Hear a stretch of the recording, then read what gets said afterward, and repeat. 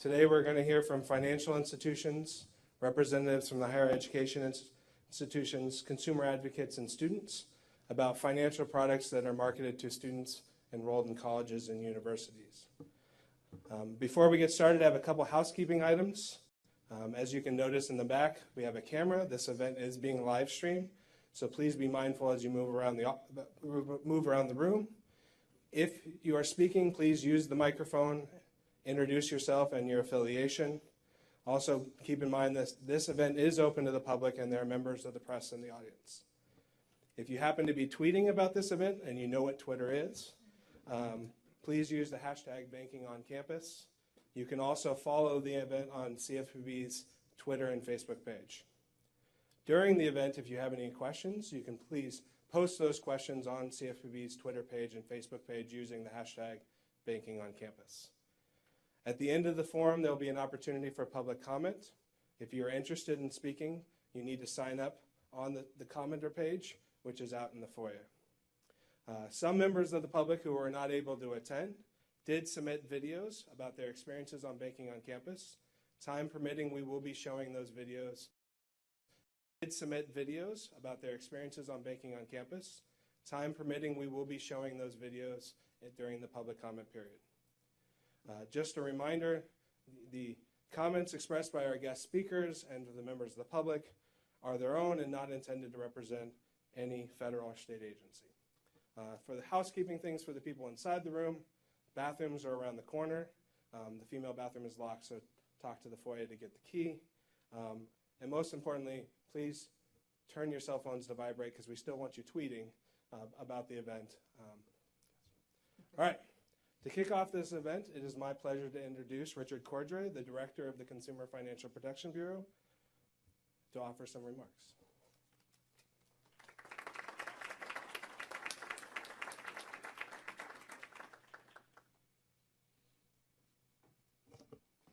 Thank you, Patrick. I wanted to express my appreciation. It looked to me like you trimmed up your beard in an especially precise manner for the event today. I think you knew what your audience wanted.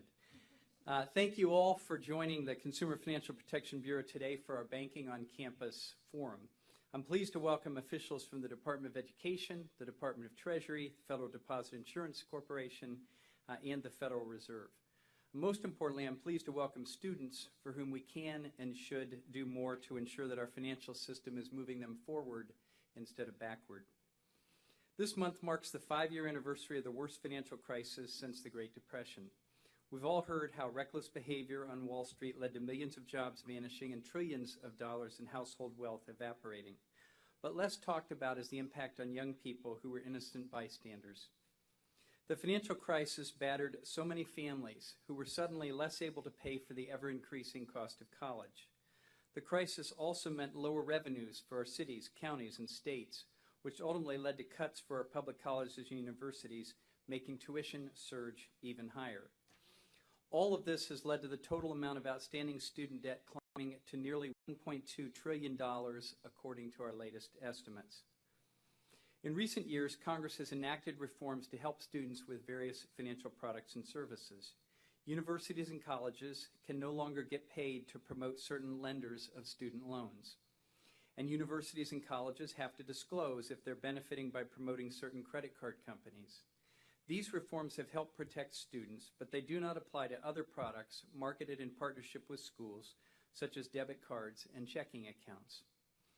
The Consumer Bureau wants to help the American people to navigate the consumer financial marketplace more effectively. And I'm concerned that some of our colleges and universities, whether well-intentioned or not, may be encouraging or even requiring our young people to use financial products that do not offer the best deals. For many young people, college is an opportunity to improve their futures by earning a degree and increasing their potential to earn a good salary. But it's also a time for students to see what it feels like to live on their own and begin to face all the tough questions about their financial lives. Questions like, what is a manageable amount of student debt? Where should I open my first bank account?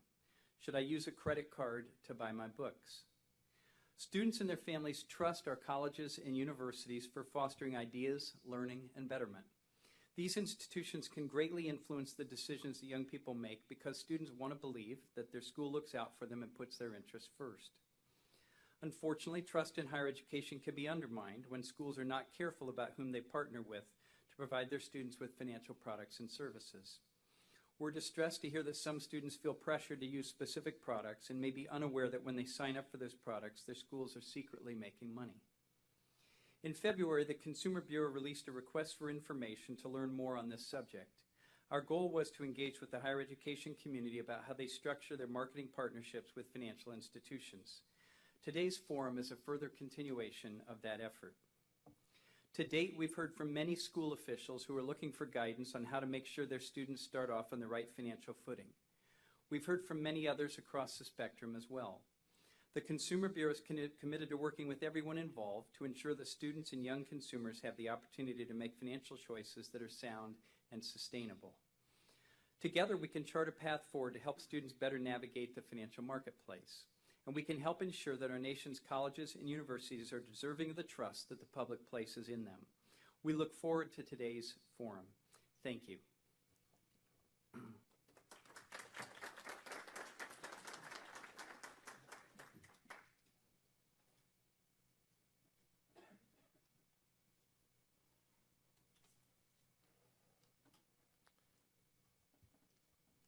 Thank you, Director Cordray. Next up, we're going to bring to the podium Rohit Chopra. Rohit is the Assistant Director and the Student Loan Ombudsperson at the Consumer Financial Protection Bureau. It's going to take me 1 second. The computer went dead while we were.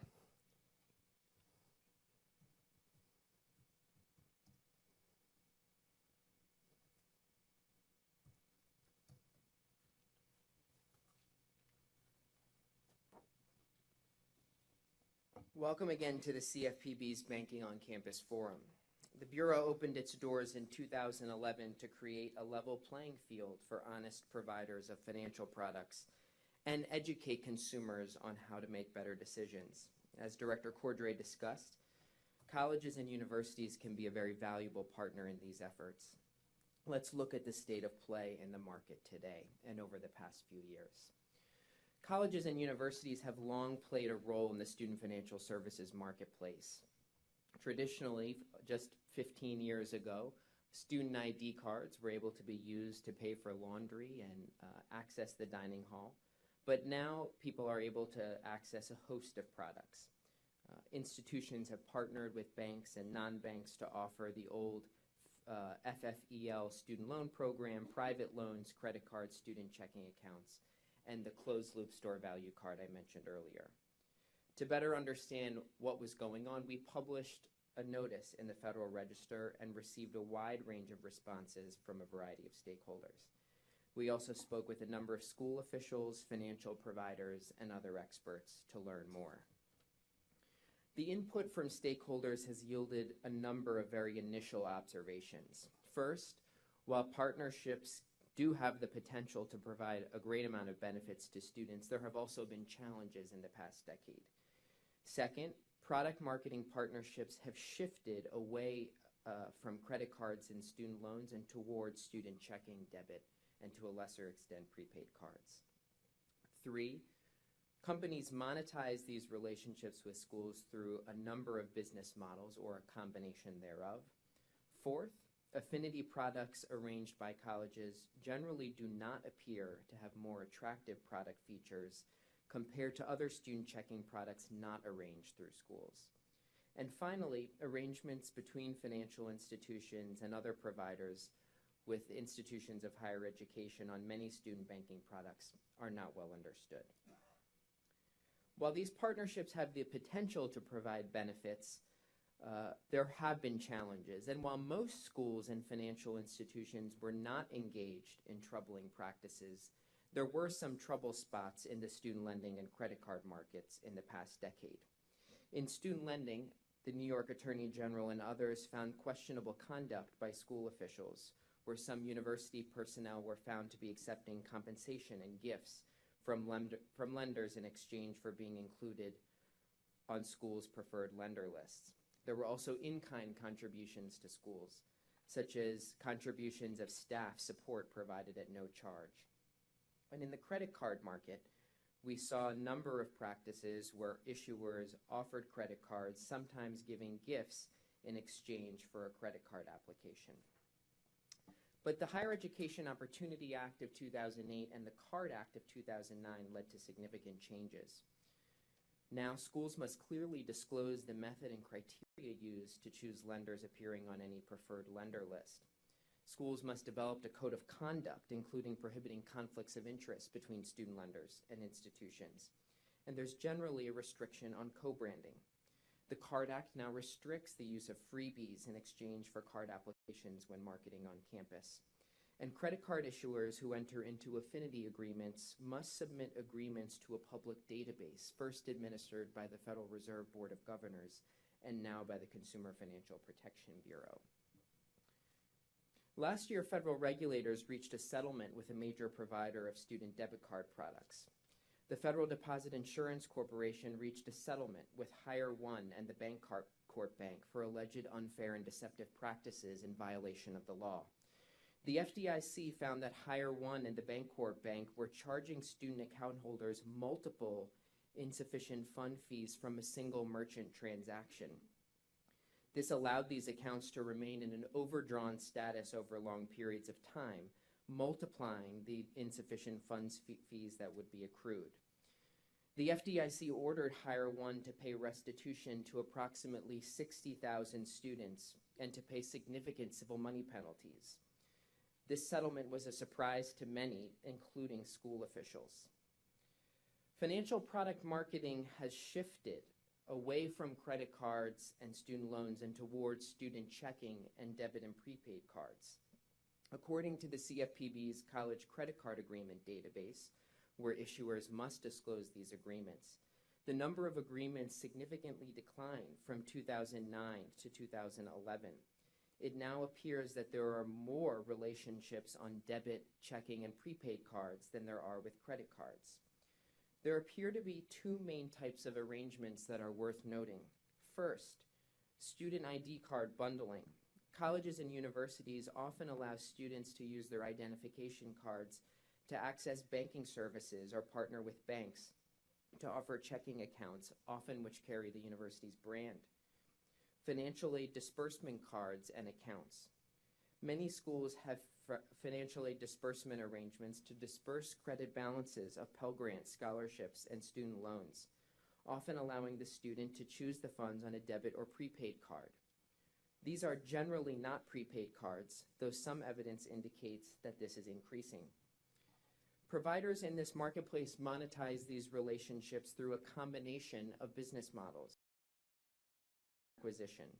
Many financial institutions can build an early relationship with young adults with the intent that this relationship will evolve over time. Perhaps the young adult will one day borrow an auto loan or a mortgage. This is a way for financial institutions to identify these upwardly mobile customers early. Second, fees. Financial institutions and other providers generate revenue through interchange and account fees, such as overdraft, insufficient funds, and foreign ATM fees on student checking and debit card products. Third, cross-selling to schools. Some providers of financial aid disbursement services or other financial institutions market other business outsourcing, technology, or other banking services to universities and colleges. We also found that affinity products do not always have more competitive features compared to other student checking products that are not affiliated with the college or university. A search of student checking products on the internet, as well as speaking to a number of financial institutions, revealed that they have similar product features and in many cases more competitive product features, even though they do not partner with colleges and universities. Some affiliated providers do offer a degree of convenience to students. For example, students activating debit features on identification cards can carry one card only. Many partnerships between schools and financial institutions also include physical branches on campus. In relatively few instances, some students may not be able to access a bank account unless it is through a school partnership. For example, very few students may have had an incident where they've been charged off for an overdraft bank account. This appears to be a very, very small number of students.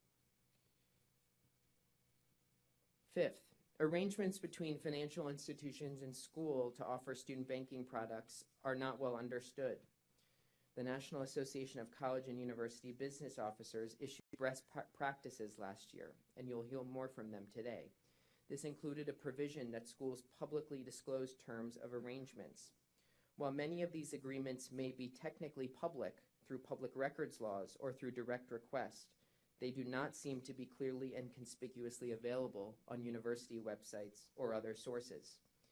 Financial institutions and schools enter arrangements where schools do generate monetary and non-monetary benefits.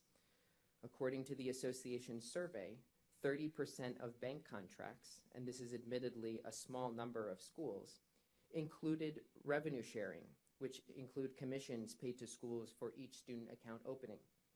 Other benefits might include broader contracts for retail rents and sponsorships and contributions to school funds. There are also non-monetary benefits. Third parties may provide in-kind contributions of staff for outsourcing and business process purposes or for identification card offices. Some even assume liability for compliance with laws, including the compliance requirements under Title IV of the Higher Education Act. There is little information, though, as to whether codes of conduct exist at schools with these product partnerships. While colleges and universities developed codes of conduct on student lending, these codes of conduct may not cover other products. There are requirements for codes of conduct restricting conflicts of interest, but these are limited generally to student lending. Prior to the enactment of the Higher Education Opportunity Act, gifts to school officials included meals, entertainment, sponsorship of conferences, and fees for service on advisory committees. This has since been restricted. The Federal Register notice responses did not indicate whether schools with financial product partnerships have specific restrictions. In some cases, public universities may comply with state procurement law, and this may cover many public institutions. For further exploration, we hope to cover a number of topics as this inquiry continues, and we hope to learn from many of you in this room today. We have a number of specific questions, including how can colleges and universities use their bargaining power to negotiate superior product terms and conditions that are more competitive than those available to the general public? How can students be better equipped to shop for student checking, debit, and prepaid card products? And what obstacles do colleges and universities face when seeking to adopt established professional best practices on disclosure? Have colleges and universities establish explicit codes of conduct for employees who negotiate marketing agreements for checking, debit, prepaid, and other products, like those required for preferred student lenders? And how does the delivery model for federal student aid impact the shape of this market? And what can be learned from other federal benefit delivery models, such as the Department of the Treasury's Direct Express program, which disperses a wide array of benefits, including Social Security benefits? Thank you again, and these are just our initial findings, and we look to learn much more from all of you today. I now would like to turn it over to my colleagues from the Department of Education. Brian Kerrigan, please join us.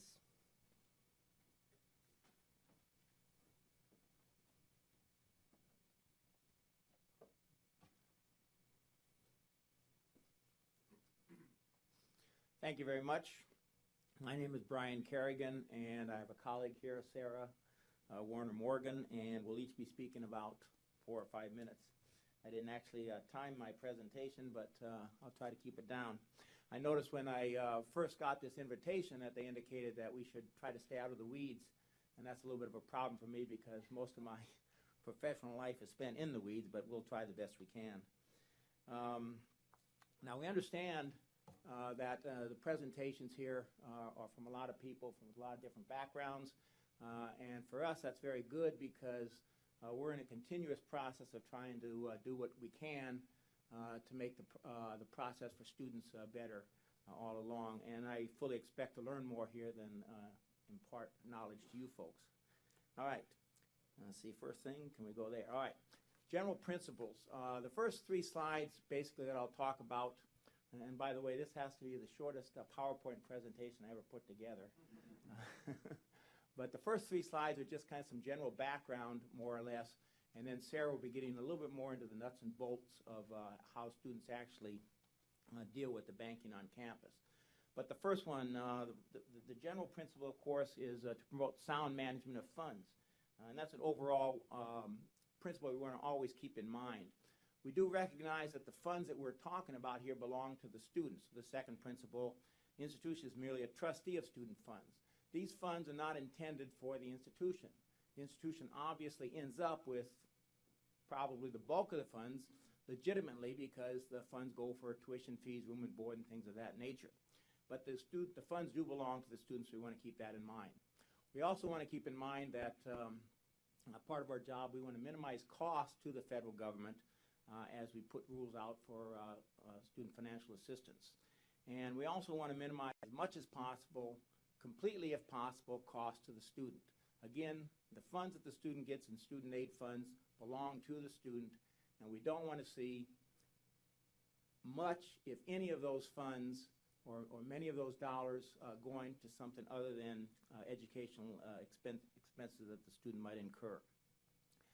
We do have someone ask me when I was talking on the phone whether or not there are compliance audits required. Obviously there are of the schools, and those compliance audits are also required of third-party servicers, that we call them, or contractors. Many institutions, if not most, at least the big ones, contract with private entities, and they basically are also required then to deal with the audit requirement. That's okay, I don't need those things. I sit up here and before I come here, I write down a lot of stuff here, and it does me no good because I can't read it anyway when I get up here. So, all right. Okay, notices and authorization. Before we even get started with the student getting his money, we want the student to be informed. We want to make sure that the student knows what he or she is going to be getting. And things like, how much money is the student going to be getting? Where is he going to be getting it? How is he going to be getting it? And what the nature of the funds in question. Are they loan funds or grant funds? And surprising as it might seem to you all, students sometimes don't know if they're getting a loan or not. And it's almost impossible to comprehend, but some of you don't have to think back so far. But some people who are approaching my age maybe can hardly remember back when you were 18, 19, or 20, you don't have a clue about a lot of things. And kids go through school, and sometimes they're surprised to find out that a bunch of that money was loans and they have to pay it back. So we want them to know what those things are. And as the slide indicates, students can refuse the loans if they want. Students can also authorize. We want the student to be in charge as much as possible in terms of how he or she gets the funds. So they can authorize school to hold the funds if they think that's going to be helpful to them. And I think Sarah possibly would get into one way they hold funds is to put funds on a stored value card, and there are other ways as well. But basically, since we want the student to be in charge, there shouldn't be any coercion at all when they get these authorizations from the student, and they are allowed to cancel those authorizations at any point in time. Now this chart here is just a typical, it's not necessarily exactly correct in all situations, but it's a typical flow of funds. I guess I want to throw a little color in here. Everything's black and white. So basically, all we do here is that the institution, of course, gets the funds from the federal government. G5 just stands for the system that we have that they go through to access the funds. Once they identify the funds that they're going to get for the students, it goes into a federal funds account, go down there, the one represented by the bank vault. Then it usually typically then goes into a school operating account, and then it goes to the student. And you see the three little branches coming off of the student there at the top there. You can write a check. School can do that. They can credit the student's ledger account for tuition fees, room and board, and things of that nature. And they also can put this money on various cards. We allow all these things. They also can give the student cash. I don't think they ever do that, but it is allowed. Okay, that's a very general background. Tried to be as much out of the weeds as possible. I want to now turn it over to Sarah, who will go into some more of the nuts and bolts of actually what happens when the student is actually doing the banking on campus. Thank you.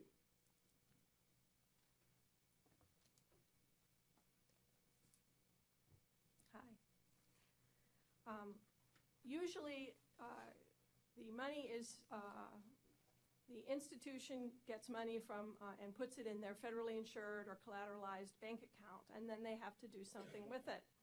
And although they could then give it all to the students at that moment, instead what they generally do is create accounts for each of the students on their own institutional records.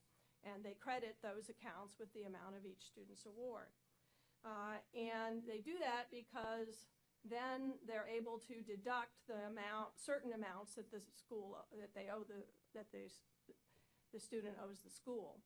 The amounts they can deduct at that point are current year charges for tuition and fees and room and board, and up to $200 of the prior year's charges for tuition and fees and room and board. And then they can also deduct other institutional charges, but only with the student's written permission. And at that point, there may be a credit balance left after the institution has taken what it can. The institution can then ask the student if they want to leave their credit balance with the institution to pay other institutional charges over the rest of the academic year. But if the school is going to do that, they have to get the student's written consent. So assuming that the school doesn't keep the student's money, there's a credit balance, and our regulations require that those credit balances have to be paid by the school to the student within 14 days. The 14 days begins to run from the first day of school if the credit balance occurred before the start of school. Otherwise, it occurs, the 14 days begins to run from the date the credit balance arises or occurs. So then after like I said, they have to pay the student, and our regulations specify 3 ways in which they can pay the student. One is by electronic funds transfer to a bank account designated by the student. And in some cases, what the student designates is a bank account that supports a stored value or debit card that the student can then use, that their credit balance is then put on and that the student can then use. Or the credit balance can be dispersed to the student by check or by cash. And generally, these payments are made once every payment period, which is a Department of Education jargon. But as far as for typical traditional schools, talking about term-based schools, and to deal with this problem of having to disperse the money to the students, the institution may have a policy requiring the student to open a bank account. But regardless of whether the student follows the policy and does that, the school still has to give the student the money. So if the student doesn't follow through and gives the institution no idea of where to put the student's money, then the school is going to have to pay by check or by cash.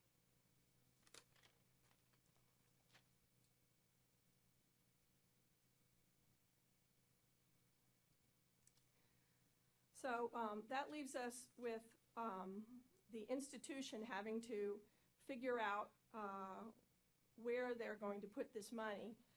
If the institution can direct the student to a particular bank account, but we have rules about how that can be done. First, there has to be written consent from an informed student. And when I say informed student, that means the student has to be told of all the conditions and requirements of the account. Secondly, there can't be any institutional claims made on the account. This is the student's money. Thirdly, there can't be any cost to the student to open this account or to initially receive a card or other transactional account, device to access the cash. Fourth, the student has to have convenient access to the cash. And what does that mean? There has to be a branch of the bank or an ATM on each campus or immediately adjacent to the campus. In addition, what does that mean? There has to be a branch of the bank or an ATM on each campus or immediately adjacent to the campus. In addition, if it's an ATM or debit card, it has to be a card that's widely accepted. It can't be restricted to just a few vendors. And finally, the transactional device card cannot. They're prohibited from it being a credit card. The school can't market a credit card, portray it as a credit card, or have it be a card that can be converted into a credit card. And that pretty much sums up our current process. We have issued or set up 2 regional meetings to take comments on this issue. And the comments that have been filed with us are on regulations.com, and we're considering those now. Thank you.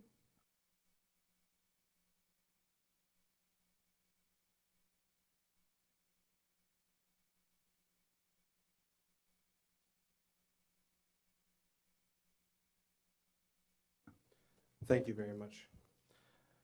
In recent years, financial products marketed to students have been a focus of state regulators. I'm sorry if I just blew out your ears. I'd now like to welcome Carolyn Fass, Special Counsel for the New York Attorney General Office, to the podium to discuss some of the work on related issues.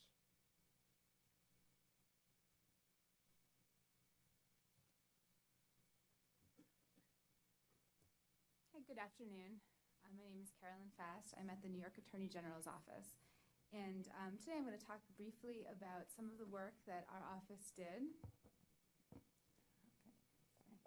I'm going to talk a little bit about the work that our office did in the area of student lending, and some of the practices and some of the focuses of that investigation we think would be relevant to discussions of other kinds of arrangements between colleges and banking institutions.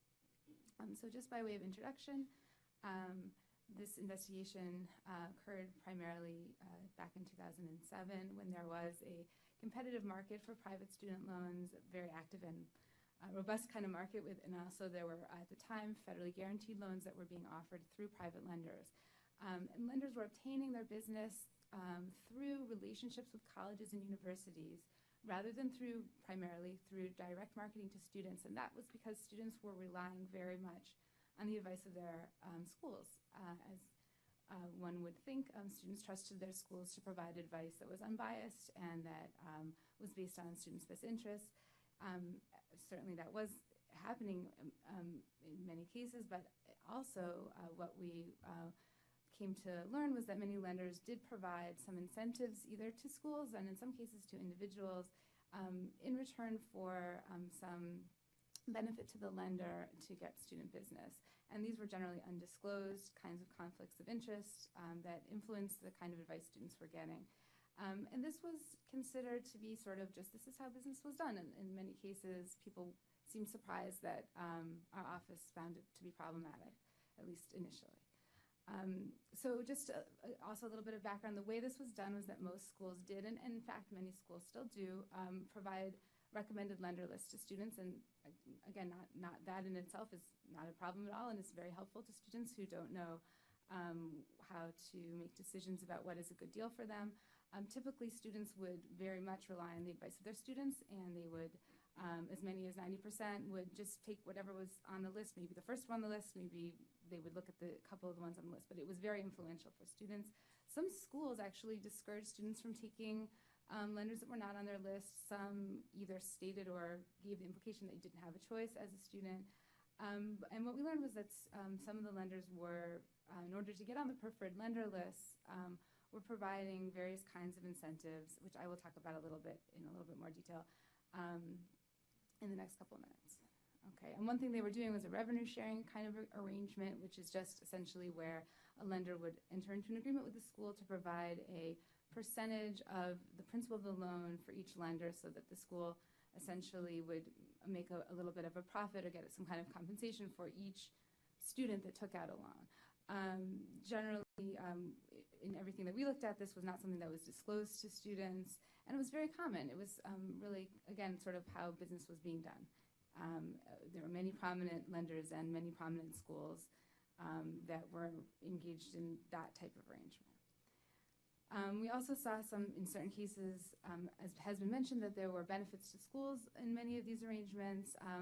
Some of them were just something like free printing or free software or actual staffing of the financial aid office. There are also something called opportunity loans, which I won't go into great detail, but just that essentially those were loans that were available, that were made available by the lender as a benefit to the school and to particular categories of students who otherwise might not have qualified for private loans.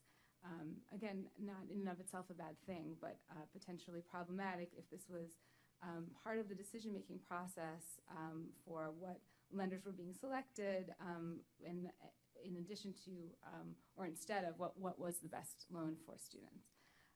There also were concerns about incentives to individuals, which was everything from rather smaller things like tickets to theater to larger things like arrangements where financial aid officers and directors were actually receiving consulting fees from lenders at the time that those lenders were on their preferred lender list, creating some serious concerns, and also situations, just a few, where the director of financial services held stock in the lender that it was recommending. As has also been mentioned briefly, so I won't go into great detail, but there was also concerns about co-branded marketing, which was when schools would permit a lender for a compensation and that kind of arrangement to use the school's name, logo, et cetera, in marketing, which created the appearance that the school endorsed the loan or the lender, and also that they may have evaluated the terms of the loan and determined that this was a good deal for students, when in fact that may not have been the case. We also found some situations that were troubling where a lender through a contractual arrangement would provide staff to answer questions from students about lending. They would not identify themselves as an employee of the lender, which raised serious concerns about what kind of advice students were getting about whether to take out a loan and who to take out a loan from.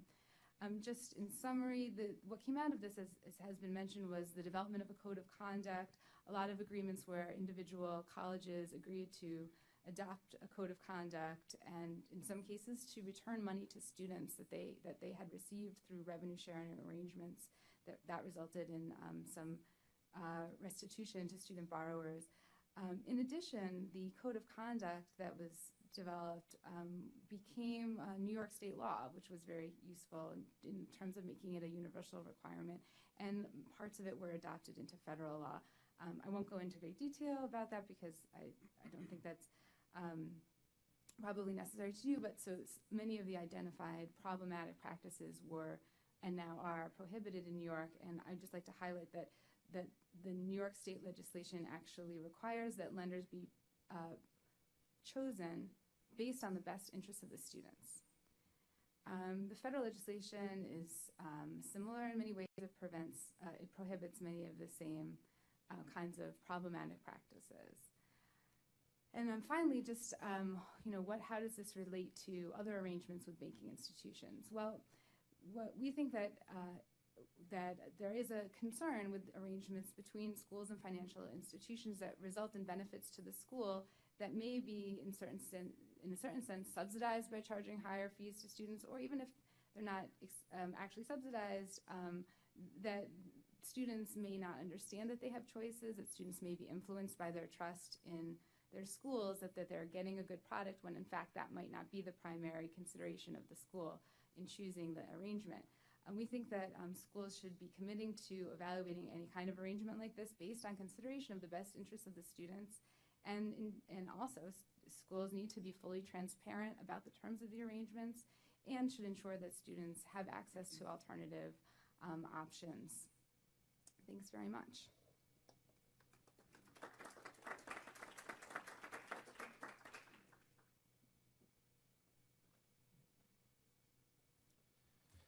Thank you, Carolyn.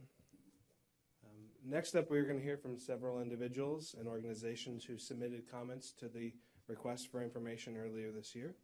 We're grateful to have Mario Parker Milligan from the Oregon Student Association, Megan Johnson, a student reporter from the Iowa State University, and Bill Campbell, a student senator from Western Washington University. So Mario, why don't you come up here and kick us off for us?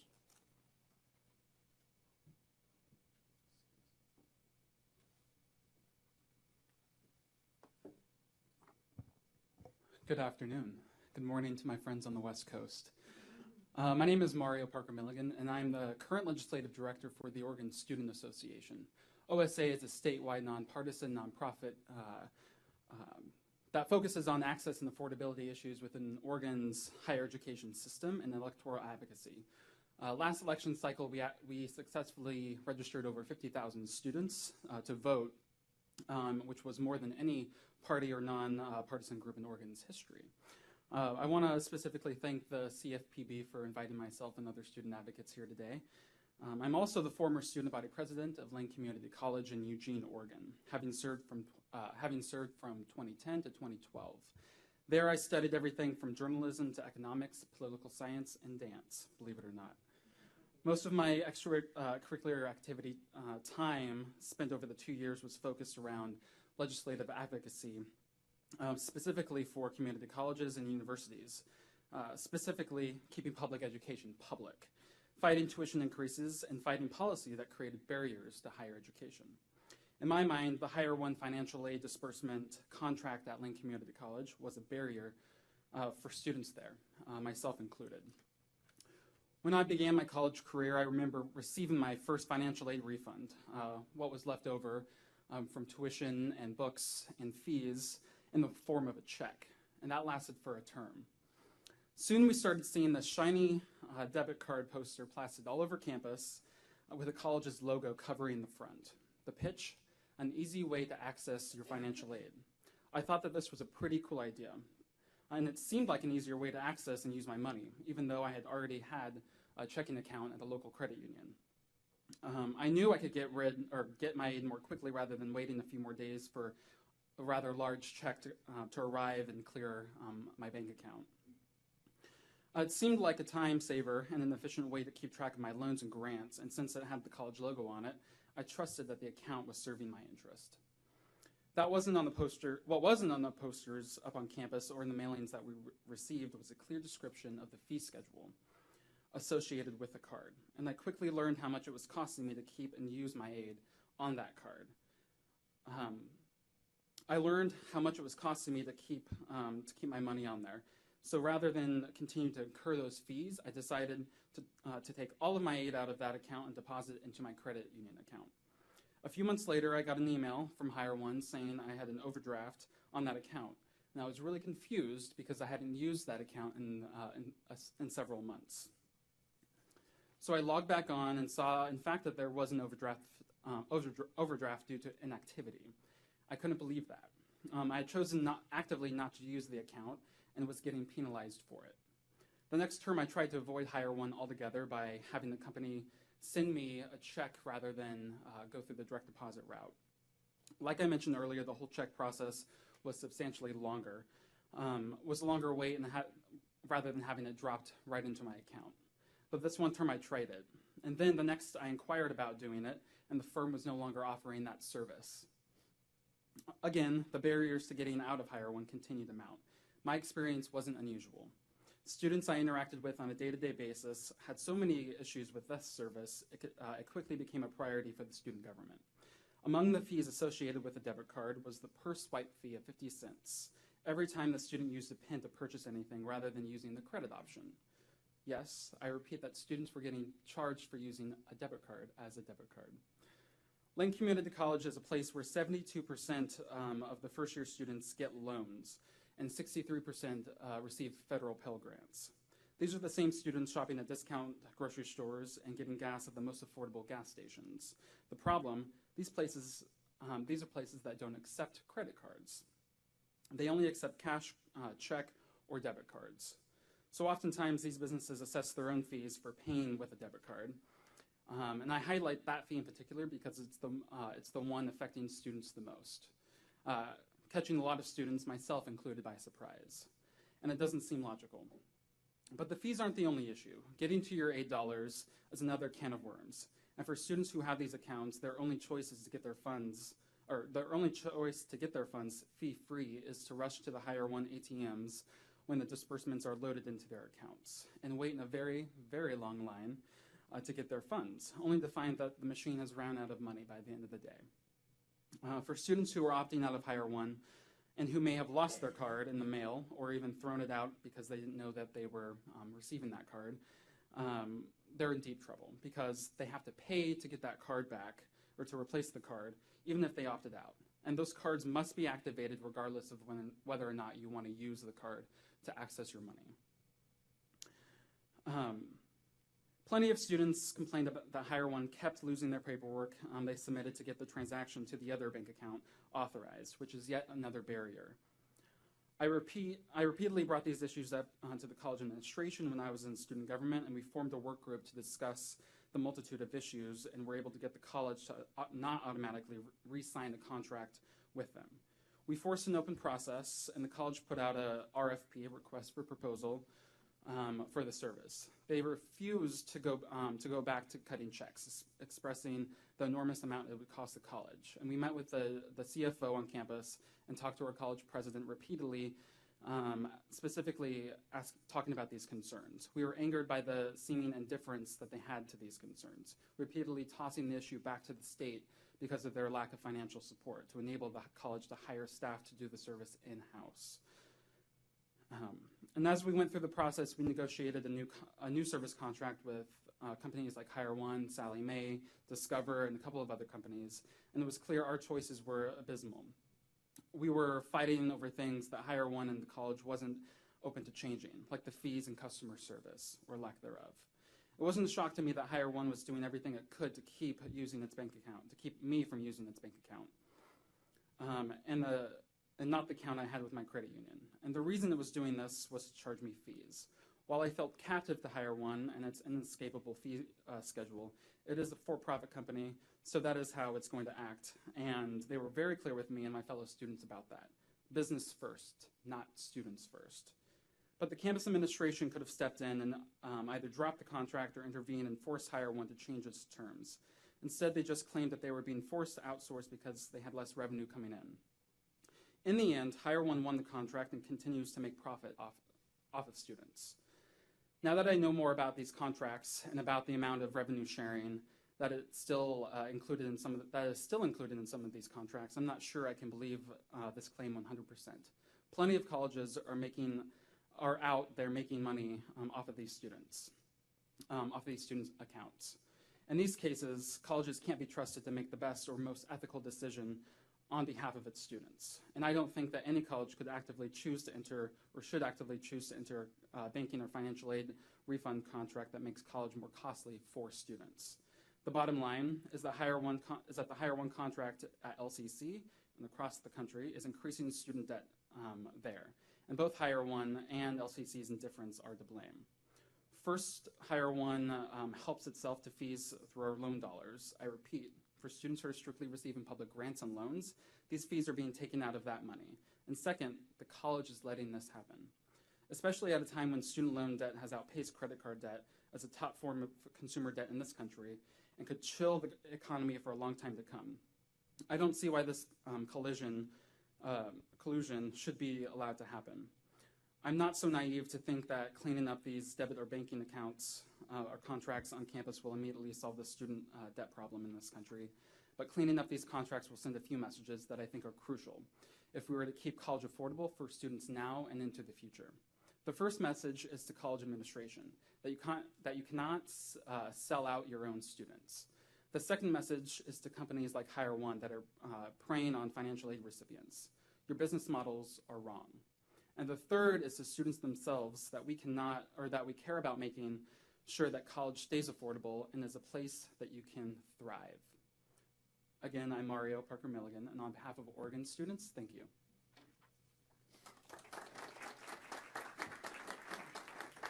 Thank you, Mario. Can we have Megan come join us?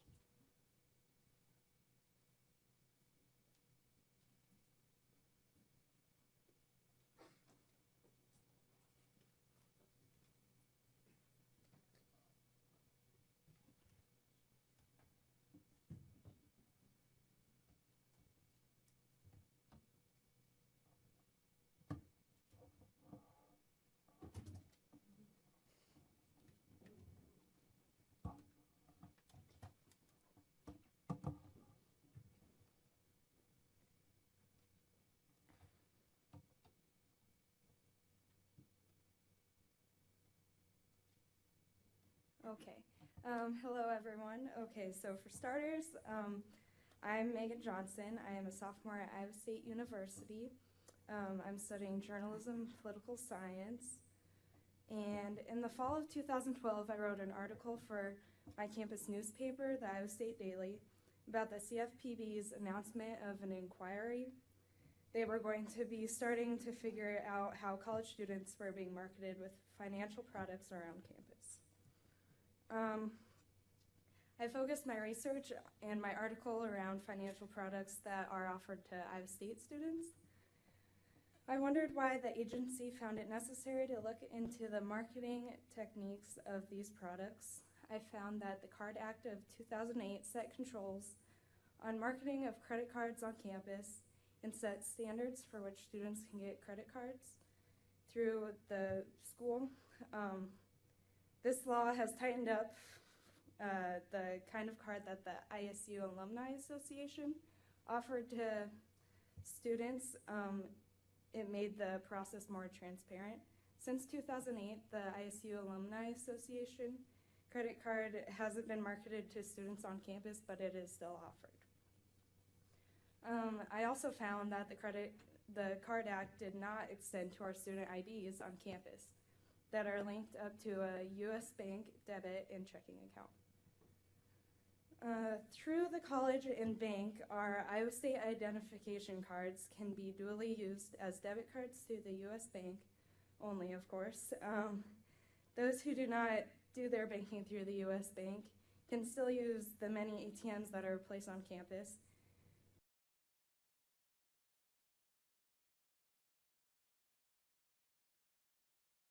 Of Iowa State about the choice to be partnered with the U.S. Bank. She established that it was the best deal the university could provide for its students. However, students I spoke to for the article felt they were pressured into taking out the account during freshman orientation. Now I am no longer with the Iowa State Daily, so I can express my personal views freely.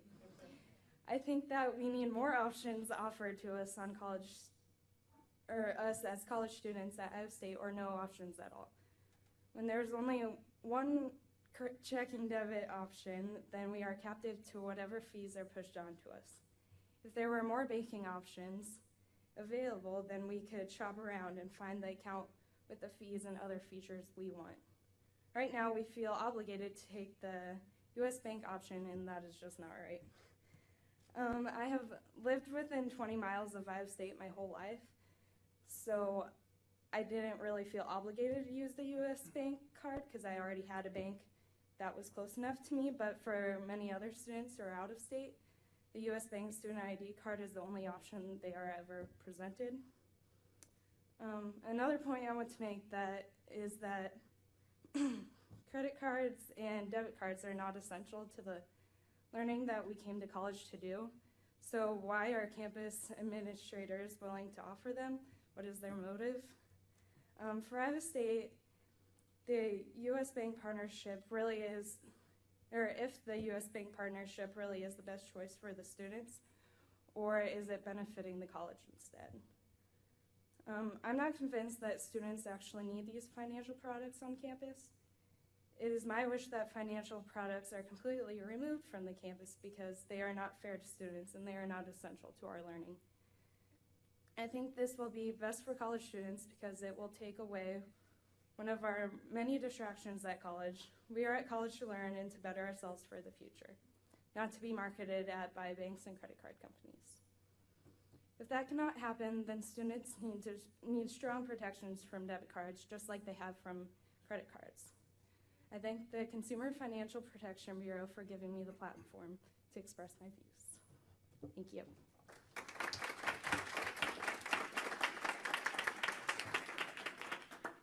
Thank you, Megan. Now if we could hear from Bill Campbell.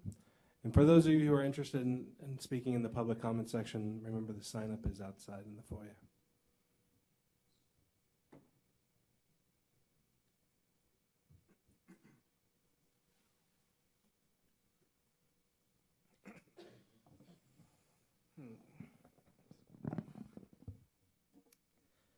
Well, good afternoon. As Patrick there said, my name is William Campbell from Western Washington University in Bellingham, Washington. And I'd like to begin today by saying thank you to the CFPB, our panelists, and those in the room for this rare and much needed opportunity to express the problems, perspectives, and potential solutions that we as students face when we interact with financial institutions in our higher education system. 2 years ago, July of 2011, I and my fellow students received a letter from Western Washington University. This letter indicated that our financial aid refund process would now be handled by a third company called Hire One. In this letter, we received a very fancy and shiny little card. It was very quite cool. I hoped to bring it with me today, but I tried to hide it somewhere that I'd never see it again. Very shiny, very nice, fancy little letter indicating that Hire One would be taking care of our needs. They'd be providing our refunds to us faster than we could ever have before, more convenient than ever before, and easier for us to use than ever before.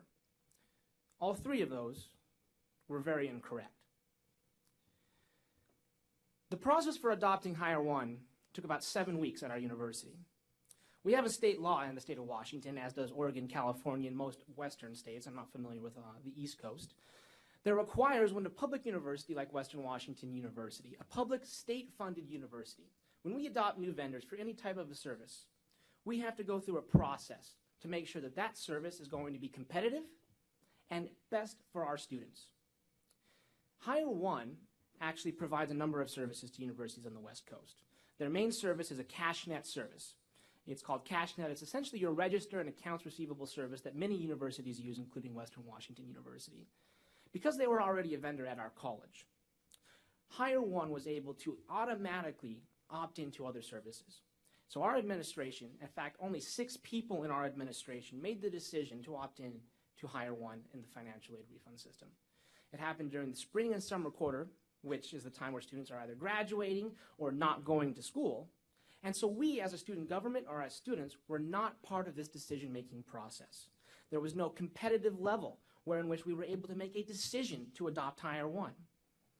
And so what ended up happening is students were thrown into having to choose, as Mario put out, this Hire One card or some other form of receiving a financial aid refund, which was neither convenient nor easy to use.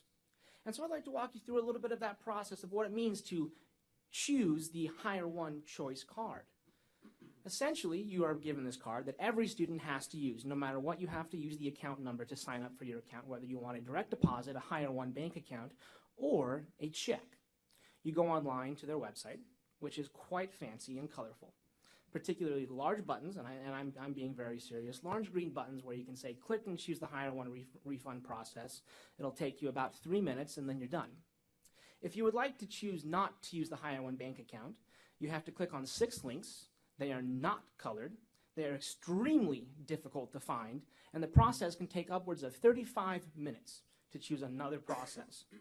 The fact is that the system is extremely dubious. It is intentioned to be difficult to choose anything else besides the Hire One bank account. And many students become confused by it. At Western Washington University, over 80% of our incoming freshmen signed up for this account.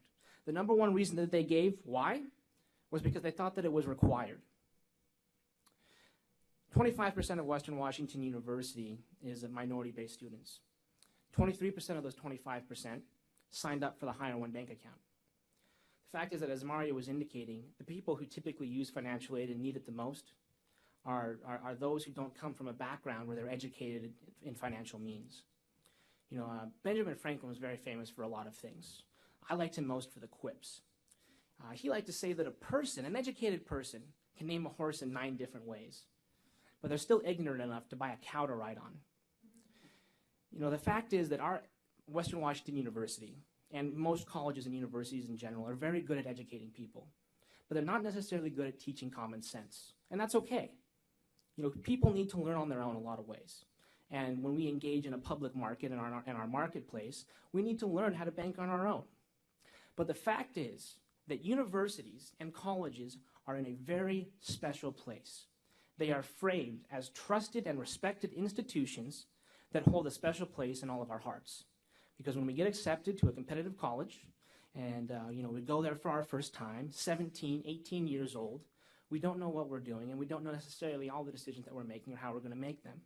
And so when you're giving a choice like Hire One that includes a bank account with a 50-cent swipe fee, a $19 no-use fee, a $29 no sufficient fee, where they then place a hold on your account and then charge a $29 unavailable funds fee after the little, we saw the settlement up there in a previous presentation. Instead of charging multiple non-sufficient funds fees, now they charge you one, place a hold on the account, and then charge you an unavailable funds fee of $29 or $38. The simple fact is you cannot go to another bank or a credit union in the city of Bellingham and sign up for an account that is anywhere near as bad as the one that Hire One provides. It is not possible. And there is no way, shape, or form that you can tell me that this account benefits our students or myself. Robert Frost said that education is a process of hanging out, and catching on. Well, I can be honest, it did not take long for students to catch on at Western Washington University that financial institutions do not belong in the financial aid refund process. There are other ways to do it. There are better ways to do it. It's expected that our administration saves anywhere from $33,000 to $54,000 a year by using Hire One. It's suspected because we don't really know. Where we're saving that money is we essentially re-roll the different salaried position that used to write the checks. We re-rolled that position into something else because the responsibilities weren't even split that much. We know that Hire One made at least 7 times that amount off our students just in the very first year alone. At 80% of a sign-up rate for every year, that's all of a sudden 80% after 4 years. That's a lot of students using their products at our university. And it's a lot of students that are being adversely affected because of it. It's our hope that as students, we're not going to stand for it. We have already talked with our university, and we will not be renewing the contract with Hire One at Western Washington University. But we're a part of the Washington Student Association and the United States Student Association. And the fact is that we need to look out for all students across this country because, as presentations have said today, this process is expanding. And we have a responsibility to stand up for ourselves as students. And we hope that people in this room will help stand up for students as well. Because, honestly, these practices and policies are abusive, and they are not in the right priorities for students. And there are other ways in which we can save money for our administration besides taking advantage of students like myself, Mario, and Megan. Thank you.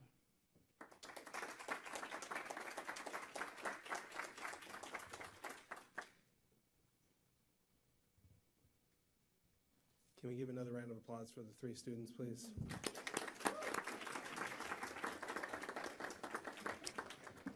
And unfortunately, due to a last-minute conflict, a representative from a consortium of state colleges and universities was unable to join us.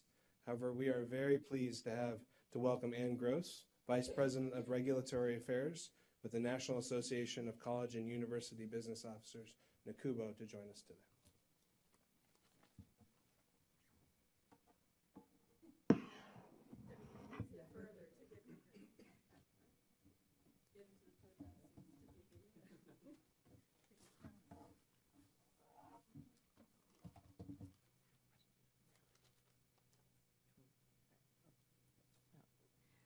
Hi, my name is Ann Gross. I'm Vice President for Regulatory Affairs at the National Association of College and University Business Officers. NACUBO represents the chief financial officers and their staffs at 2,100 nonprofit and public institutions of all types across the country. I appreciate the opportunity to speak with you today. First and foremost, NACUBO is a strong advocate for keeping students' interests first. To this end, we worked with a representative group of college and universities and in consultation with several other higher education associations last year to develop best practice guidelines for our members in this area. We recommend that campuses use competitive processes to select vendors and partners, and involve student representatives in their selection process, and that they be transparent in the terms of any contracts they enter into. Our data indicates that most schools actually do this already. They are challenged to negotiate low or no fee options for their students, and convenience services provide students with choice and clear explanation of the fees that are charged. We also suggest that they oversee marketing to students by these third parties and ensure that they are presented with a fair explanation of services and are not misleading, biased, or aggressive marketing. We have used fairly aggressive marketing with our members to get these best practices out there. Aggressive marketing is sometimes called for.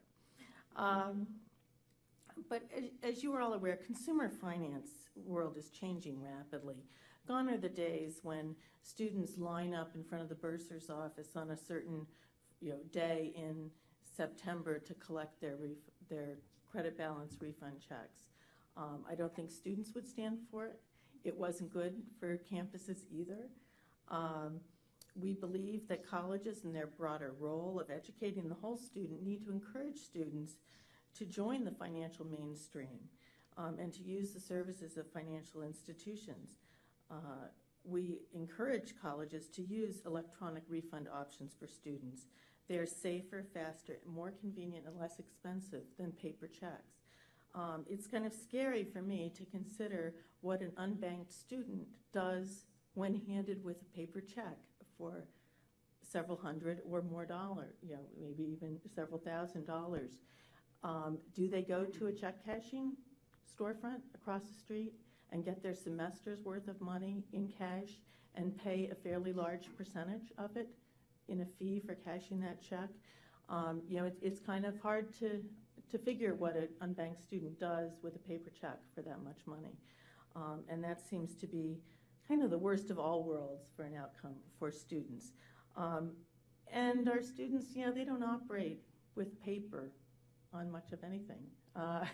It's just not the way their world goes these days. Second, NACUBO cautions CFPB and others to be clear about what relationships and services you are talking about and make sure that you understand the differences. I don't have time to go through them all in detail, but the RFI asked about a number of distinct products, and I find that much of the discussion kind of conflates these things and puts them together. One is closed-loop debit or campus cards. Those are the ones Rohit mentioned that are just used on campus and in the immediate environs. Sometimes it's local merchants as well.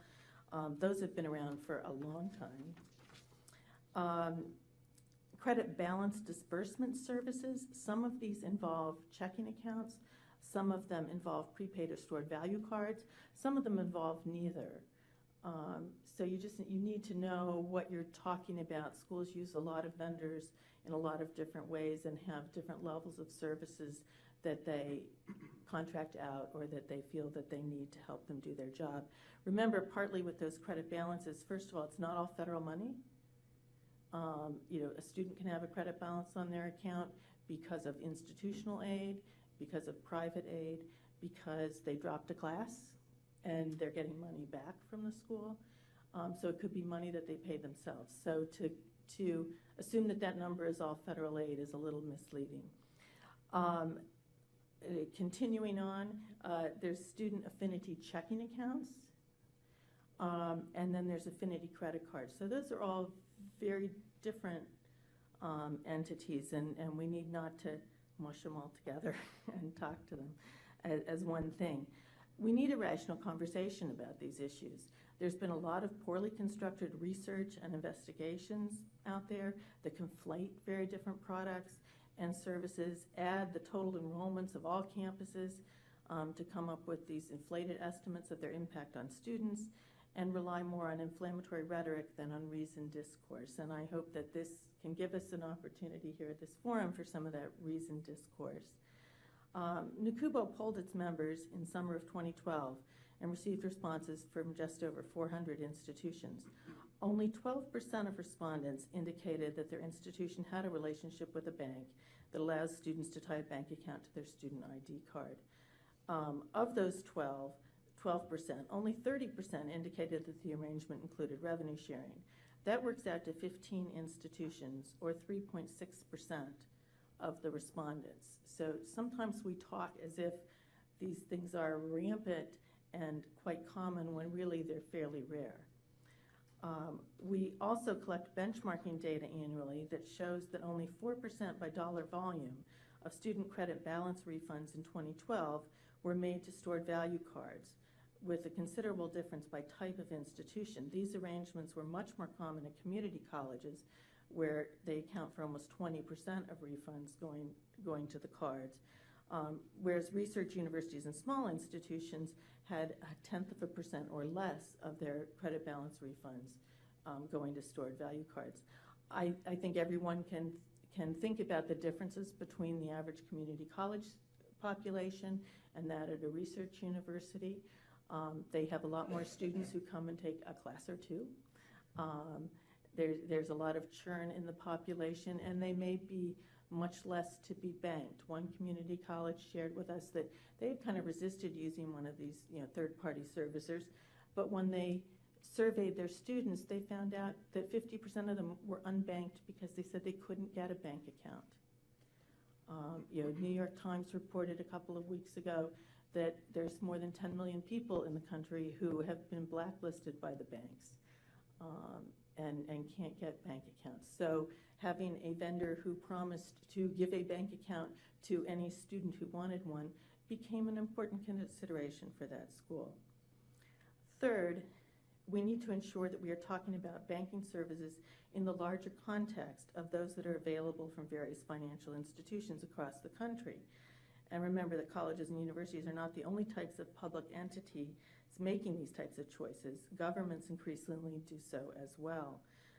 The federal government requires recipients of federal benefits such as Social Security and SSI to get those benefits on a debit card if they do not have a bank account.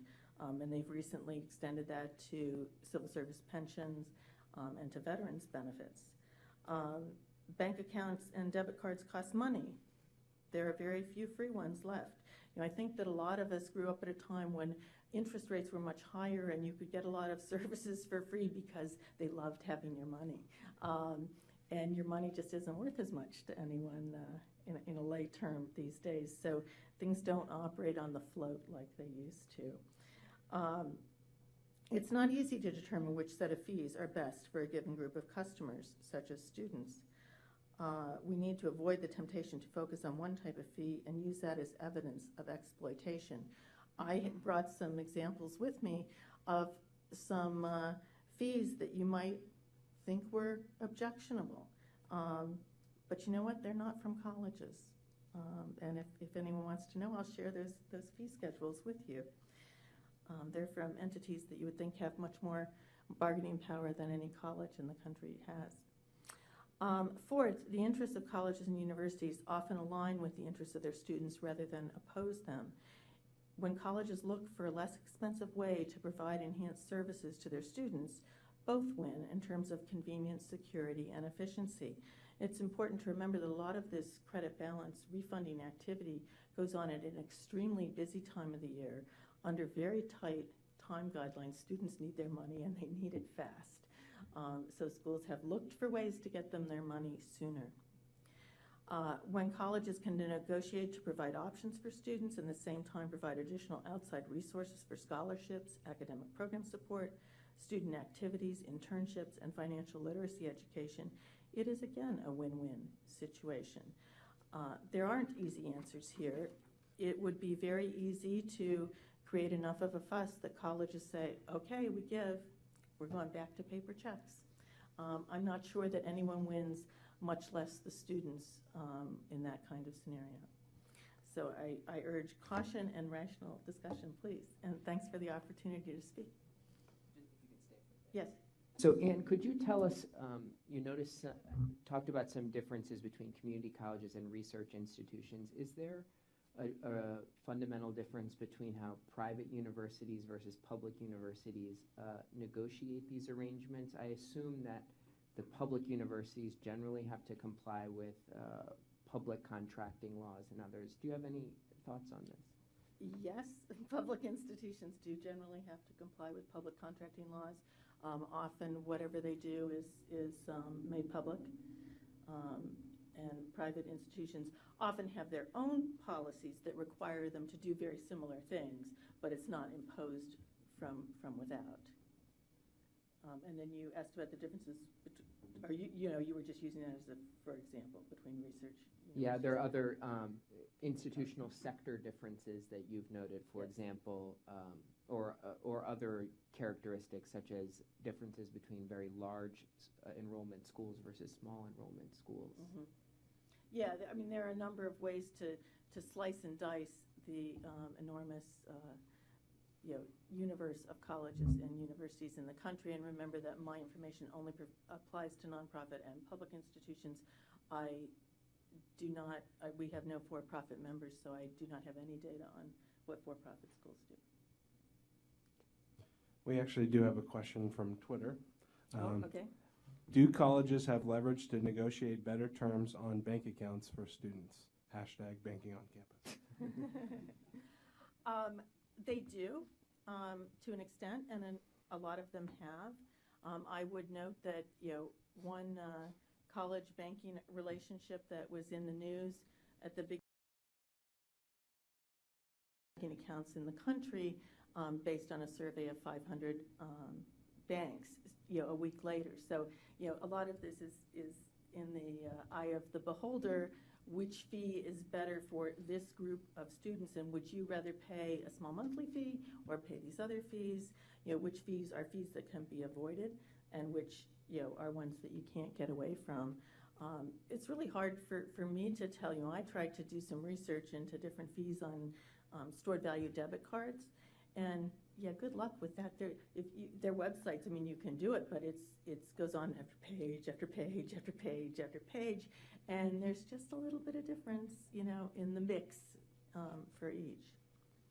As a general matter, can you explain the different roles that individual offices within a university play? So just for the sake of everyone's benefit, Okay. Can you explain whether the financial aid office is generally, how they're involved versus, say, the Bursar's office or other business offices within the broader context of the university? Okay, the financial aid office generally is not involved.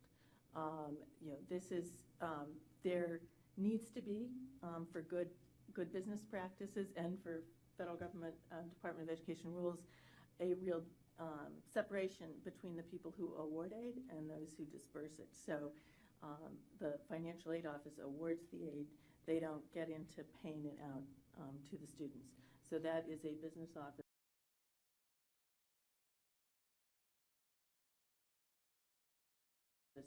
Responsibility. There are some schools where those functions are in a combined office, but the duties are segregated within the office. So, these are strictly the bursar's office, that's a college word for student accounts or student financial services, and that is almost always under the business office. All right, thank you. You're welcome. And just remember, if you guys have questions, please submit them via Twitter or Facebook, hashtag banking on campus. Next up, we'd like to welcome some various market participants with various business models in the sector. Here today we have Rob Van Neville from the University of Wisconsin Credit Union.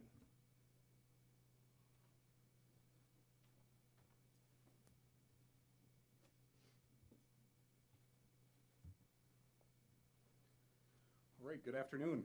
Excuse me. My name is Rob Van Neville. I'm an executive officer with the University of Wisconsin Credit Union, headquartered in Madison, Wisconsin.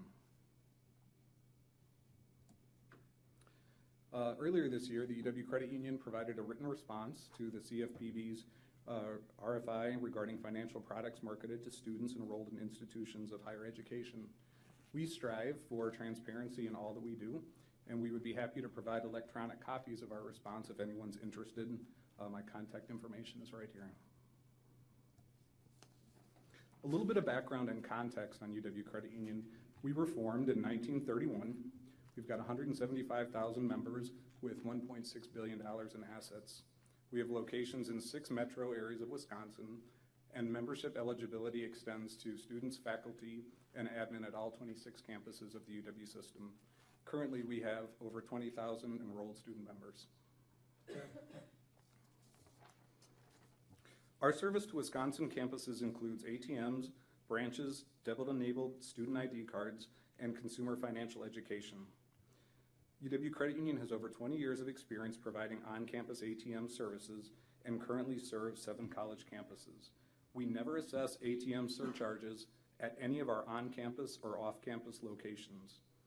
All students have free access to their money, even if they don't choose to bank with UW Credit Union. UW Credit Union provides on-campus branch locations through leases with 6 college campuses. Some of these lease arrangements have been in place since the early 1980s. The branches are staffed during business hours by employees knowledgeable in providing services to students. Many of the employees are students themselves. Since 2009, we've offered students the option to add debit card functionality to their student ID cards. Today, we serve 2 college campuses with this convenience. With debit-linked ID cards, checking account holders can use their IDs in lieu of a standard debit or ATM card to make a purchase at any PIN-based debit merchant in the world, including many on-campus retailers. UW Credit Union is committed to financial literacy for all consumers in our market, whether or not they are a credit union member, and we're particularly concerned with the success of college students. It's important that they're provided with the financial tools and information that they need. Financial education seminars like these on the slide are developed with student needs in mind and are offered through orientation meetings, classrooms, student organizations, and general public seminars. All costs of these seminars are assumed by the credit union. Through our branches and online systems, all enrolled students, as well as campus faculty and staff, have optional access to a full range of credit union services, including a checking account package tailored to the needs of college students. These products and services represent our standard offerings available to all members and do not vary by campus. Our campus package is budget-friendly and simple. Any student, regardless of age, receives the products and services outlined here.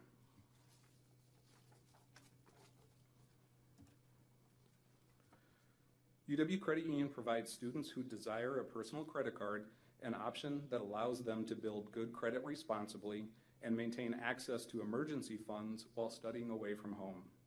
Credit is granted based on the student's income or that of a cosigner, and the card is designed with lower limits and higher minimum payments to make sure it's used responsibly. The presence of a credit trade line on the student's credit report in most cases will enable the student to access credit more affordably after graduation. We have no agreements with any campus to offer credit to students, and credit products are available only within our branch locations, and we welcome parental involvement in credit decisions and transactions, taking absolutely no steps to exclude them by process. UW Credit Union collects fewer fees per member than 95% of all U.S. credit unions. Among our student checking members in any given month, 96% avoid monthly account fees, 99% do not pay NSF fees, 92% are free of overdraft transfer fees. As a result, between these most common charges, the average student member pays about $18 per year for their banking services with us. Our fee policies do not vary for any age group or type of member, and our average NSF fees paid per member are actually lower among college students than other segments of our membership. Beginning in 2010, federal regulations mandated financial institutions get permission from consumers to allow debit card purchases to overdraft accounts and to be assessed fees. We believe such a program is not in the best interest of our members. We do not offer opt-in debit overdraft coverage to any checking account holders, including students. Rather, we encourage the use of true overdraft protection through savings or lines of credit and automated account alerts at every member interaction. Our policies limit NSF and overdraft transfer fees to 1 per day per account. We waive these fees when a resulting negative balance is within $10, and we do not manipulate the order of check or debit clearing to force more items to bounce. We believe, critical factor for anyone choosing a financial institution is trust. To earn this trust, institutions must be as transparent and clear as possible. At UWCU, we provide full disclosure of terms, fees, and policies on our public website using simple, consumer-oriented language based on the Pew Charitable Trust model. We supply all new account holders with a copy of the account terms and conditions when they apply for an account in person or online. The same information is available on our public website for anyone to read in advance, and it's very easy to find. While campuses and students are offered no direct financial incentives, among the campuses we serve, 75% of the incoming freshmen who are in need of a new banking partner each semester select UW Credit Union. Our presence is certainly very convenient, but it's the positive word of mouth that motivates students to place their business with us. Based on email surveys sent to students after opening new accounts in 2012, 98% of respondents indicated that we met or exceeded their expectations. 95% of students were satisfied with UW Credit Union, and 94% were likely to recommend us to a friend or colleague. UW Credit Union always keeps the student's best interest at the forefront. We do not participate in arrangements that would pay campuses for each new account we acquire or based on the spending behaviors of students. Rather, where contracts exist, they involve only fixed payments. We believe it's best for the financial institutions to bear the risk of performance, and the campus need not be in the position of benefiting monetarily from a student's personal financial decisions. In this way, campuses are free to maintain the relationship without financial conflicts. Our service philosophy supports an opt-in model that benefits all consumers. The services we offer students are completely optional. Campus ID cards are issued by the university, and it is up to each cardholder whether they wish to establish a banking account at UW Credit Union.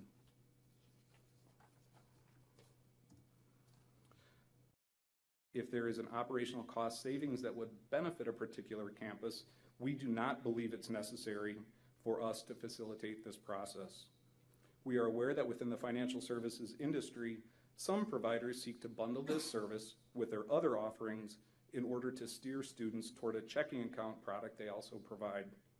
Because we invest in convenience and service and provide high levels of value and trust for our members, we experience success attracting student accounts without such an effort.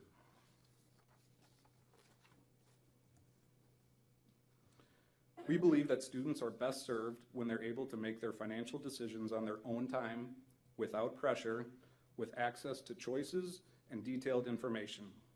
For this reason, we don't participate in kiosk marketing at sporting events or at orientation meetings.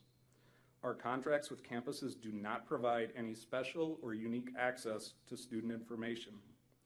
We encourage interested students to open accounts online from home before school starts or at our on-campus branch while visiting for class registration or move-in. In either case, their parents may then also be available and involved in the process. We take absolutely no steps to separate parents from their students in our process.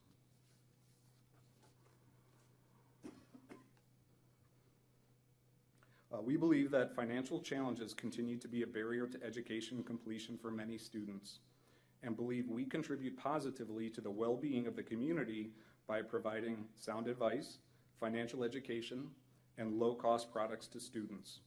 We don't doubt that in any survey of campus banking relationships across the country, some predatory banking practices may emerge. However, in whatever action the CFPB may plan, please consider the potential impact to those providers making a positive difference in the success of students. As with any well-functioning marketplace, transparency is a key concern. As we know, subtle differences in the business practices of financial services providers can mean significant differences to individual consumers. Pressuring students to opt in for debit card overdrafts or not limiting daily overdraft fees can easily result in a financial hardship to students. Yet while these practices are well known within the financial services industry, they may not be as well understood by student consumers or campus officials evaluating potential campus partners.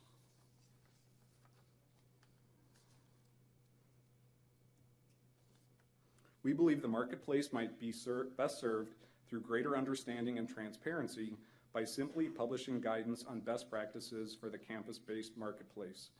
We generally believe the U.S. PIRG Education Fund report, The Campus Debit Card Trap, from May of 2012, that it presented a number of reasonable recommendations that could be the basis of such guidance, and these included: contracted banking services should have low fees and unrestricted access, no student revenue sharing for accounts or card issues, no debit overdraft opt-in policies, common sense overdraft limits, no mandatory arbitration clauses and disclosures.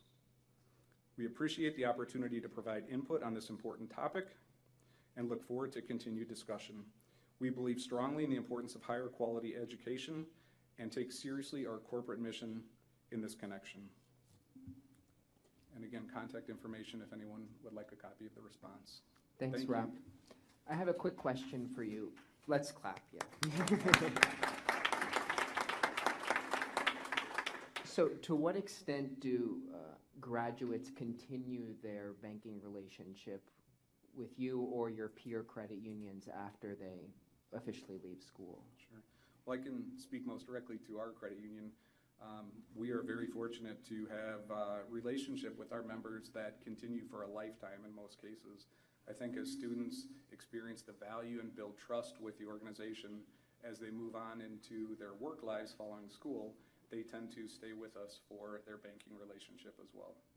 So would you characterize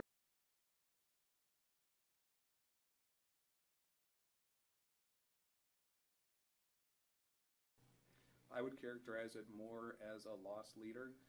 Our intent is not to make money from our student accounts and student relationships, rather to support them through that time of their life and then to create a relationship that lasts a lifetime. Thank you.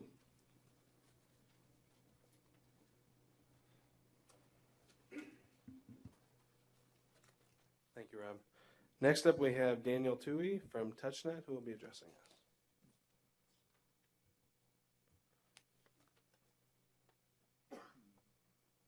Thank you, Patrick. My name is Dan Toohey, and I'm president of TouchNet Information Systems. I would like to thank the CFPB for putting on this public forum to examine how banks and their marketing partners, how they sell products and financial services to students on campuses. My comments today are going to be primarily focused on financial aid and the disbursement of that through debit cards, which I believe is the most pressing problem on campus today. And the reason I believe it's the most pressing problem is that there are these third-party, I'm going to call them bank-affiliated outsourcers, that's kind of long, but let's just call them outsourcers, that are hopping in the middle between a school, which is obviously required by the Department of Education to disperse financial aid excess balances rather rapidly, but jumping in between the school and the students that need their money to buy books and living expenses and that type of thing. And many times, folks, they're steering, these financial services firms are steering the students to select debit cards and bank accounts maybe that are unnecessary and unneeded.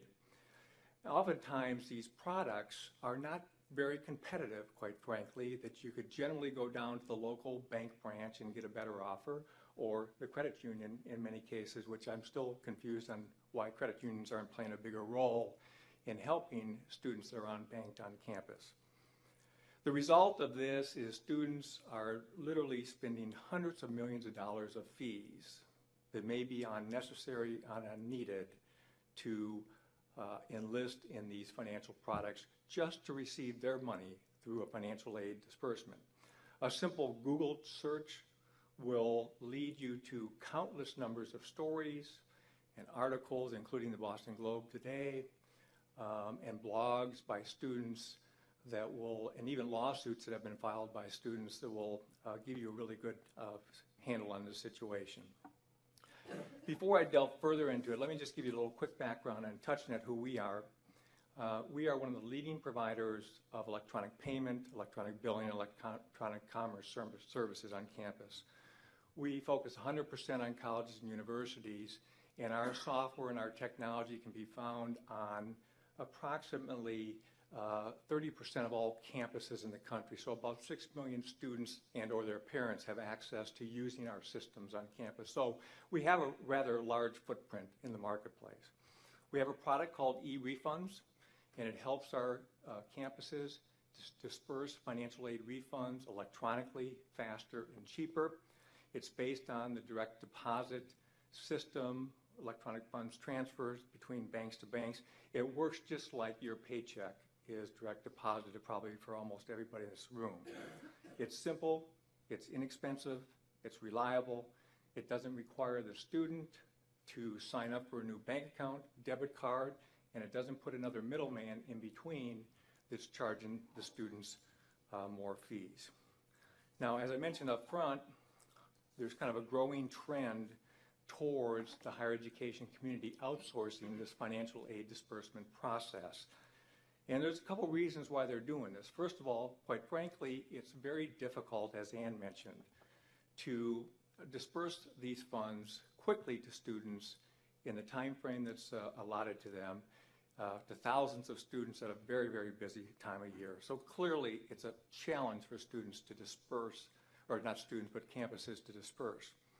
And the second thing is colleges and universities are under cost pressures, and they are trying to cut costs, and one of the areas they're doing that with is trying to reduce the number of paper checks and general paper transactions that they conduct. So both of these are very, very valid reasons on why schools sign up for these types of solutions. The problem is the third-party bank-affiliated outsourcers are mostly interested in opening up new bank accounts. That's how they make money. It's really just plain and simple.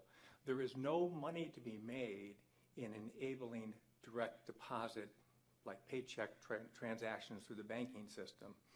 So sometimes they put hurdles in place so the students are kind of directed down the path of clicking the box that says, I agree to a new bank account that has a debit card with it. A case in point to this is Gordon State College, which is about an hour south of Atlanta. They have about 5,000 students. In the past, they have used one of the primary providers of this bank outsource service. But they decided that it was actually causing them more trouble than it was worth. So this year, for the fall 2013 term, they switched over to a direct deposit only model. And they encouraged their students to sign up for direct deposit over the summer so they could get their financial aid refunds fast. And in just one term, folks, they flipped the numbers upside down. Using the outsourced bank processor model, less than 20% of students used their own existing bank account number for direct deposit. When they got rid of that bank outsourcer and went to direct deposit, 80% of students in one term put their bank account number into the system to get a direct deposit refund. So that all happened in less than 90 days. So what it shows us is that when direct deposit is the first choice and not the hard choice, that the vast majority of students have a bank account or have access to a bank account or should have access to a bank account, and direct deposit is by far the best way for this transaction to happen. Now, we're not naive. We think that debit cards should be a part of a balanced and fair disbursement process. At the same time, I think we've seen, and it's proven, that the banks and their marketing partners need to be watched, and the students need to be protected from aggressive and deceptive practices. So we put forth a 4-point plan to the Department of Education earlier and now to the CFPB that we think will protect students from the inherent conflict of interest that's in this space. I won't have a lot of time to go over this in detail, but I'll just step through it very quickly. The first one is, and the most important one, which is to make direct deposit the first choice, not the hard choice. Students need to be able to easily enter in their own personal established bank account number online and easily without jumping through any hurdles. there's one provider that requires the students to print a form and to either fill it out and fax it or mail it back before they can use their own existing bank account. This is unacceptable. The second is to restrict marketing. The second is to restrict marketing by these financial firms directly to students. The way it works today, and Bill mentioned it from Western Washington, is that every student, in many cases, is getting a shiny new card in the mail and has the campus logo on it. And students feel like that it's endorsed by the campus in many cases and that they should enable and activate that account. The other thing that's happening is that students are being sent a card without their permission. Their personal information is being used to market to them. And this shouldn't happen with student information. Nobody should be sent a card that hasn't opted in to the program. The third thing is to eliminate what we call in the industry some junk fees off these debit card products. Every bank product has fees, there's no doubt about it, but some of them are just a bit too aggressive. So, for example, again, one provider of this service on campus has what we call a pay-to-pay fee. And the pay-to-pay fee has been mentioned twice today, and that's a 50 cents charge to use the card as a PIN debit transaction as a point of sale. That's just unacceptable, and I would guess that there's nobody in this room today that has that kind of product in their pocket or in their billfold. And the fourth thing is to give students free access to ATMs. Now, students can't, when their money is available to them, they can't be running around looking for the one or two ATMs on campus that are available and have money in them. They need access to a nationwide surcharge-free network of ATM machines, or they need access to any ATM machine free for any financial aid deposit that goes into their account.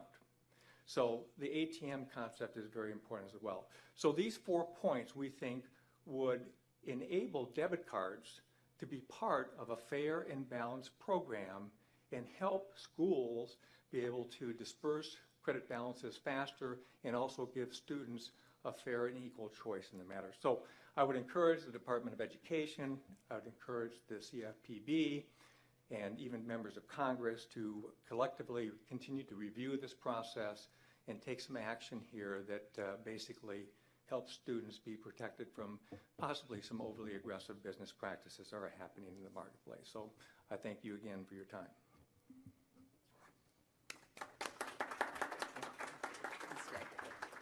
So I was wondering if you could tell us a bit more about the business model of your company and others like it. Do you generally charge licensing fees, software fees? How do you play a role within the university's business process? Sure. Generally, our model is that we are a technology developer and we license the software to the school.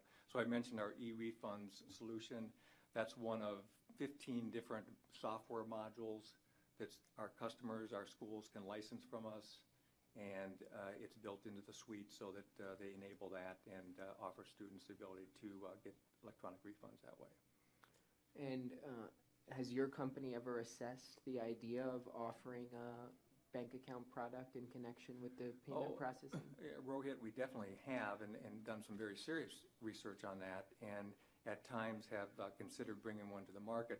A couple things prevent us from doing that. One is that there has been this overhang, I'm going to call it, of potential regulatory changes coming from the Department of Education, possibly on this subject, and I would not want to introduce a product that I'd have to pull back and rework very quickly on that regard. And quite frankly, it's going to take folks that have a very long-term view of the student relationship and the market itself to be able to deliver a product that really is good for students. So we've had lots of partnership opportunities with a lot of the players that have been presented and talked about, and we still at this point believe that the market's still maturing and kind of, I think there's a version 2 of all this coming, and that version 2 is going to be a lot clearer, and that's when TouchNet would probably want to play a little bit stronger in that space. But yes, we've definitely considered that.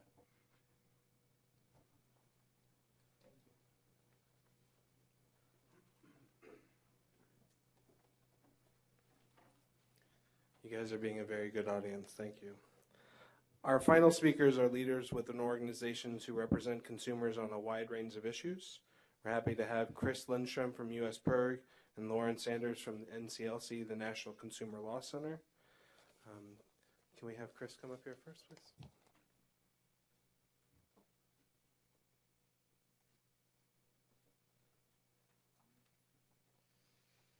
All right, put this down. Thank you for having me today.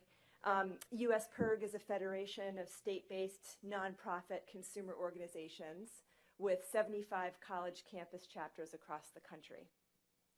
As has been referenced several times throughout the day, last May we released a report called the Campus Debit Card Trap.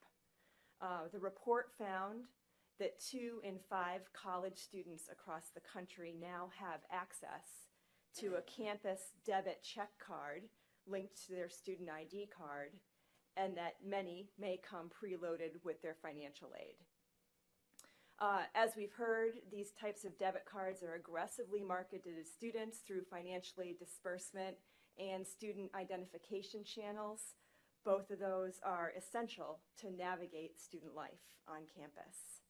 And as we've heard, students pay a hefty price.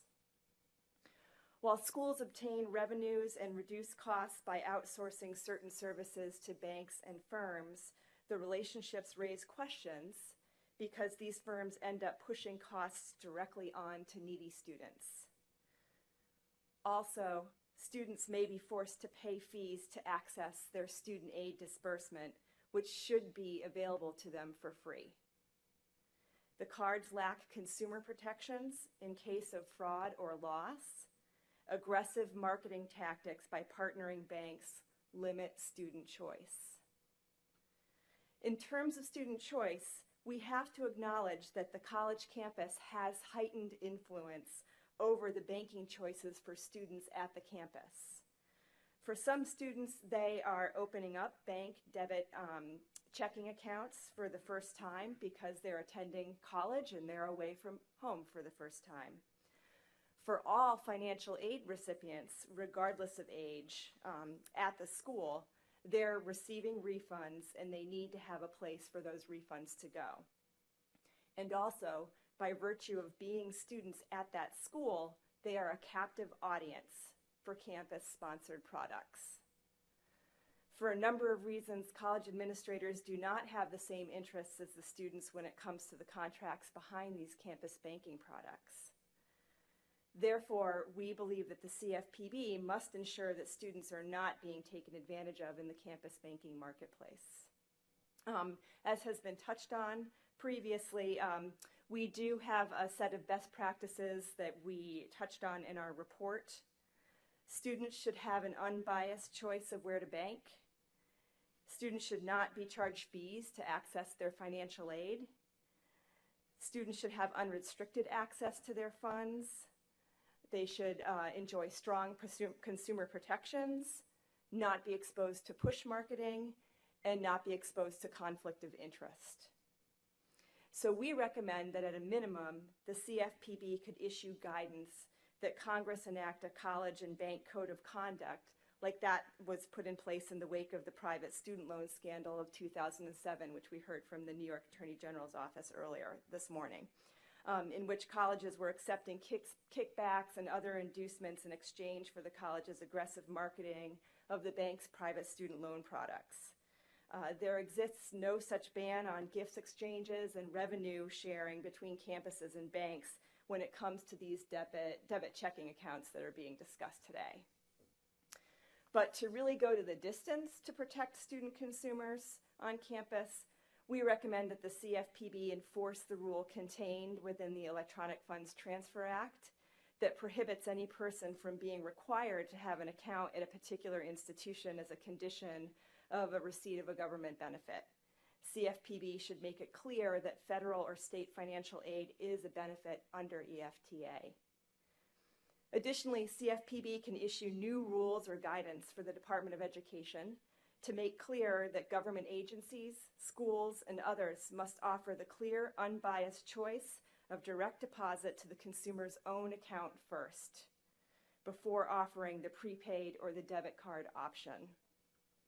In our view, the student ID product with debit checking functionality predisposes the student to a particular banking institution and its product.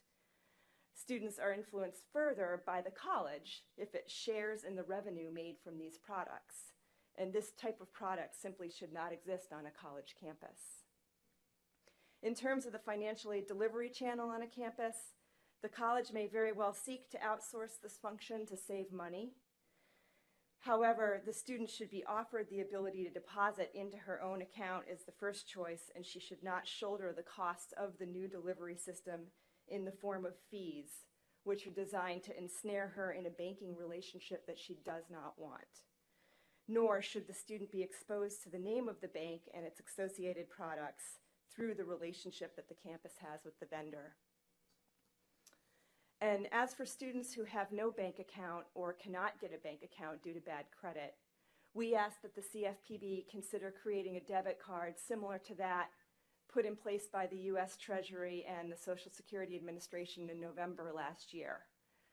4 million Social Security recipients without a bank account can now receive their benefits fee-free through a debit card. So if it works for seniors, it can work for students. Thank you for this platform.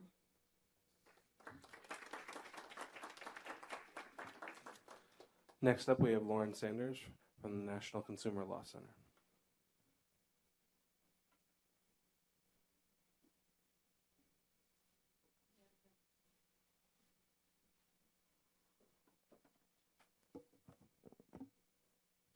Good afternoon. Thank you for the opportunity to speak today and for addressing this very important subject.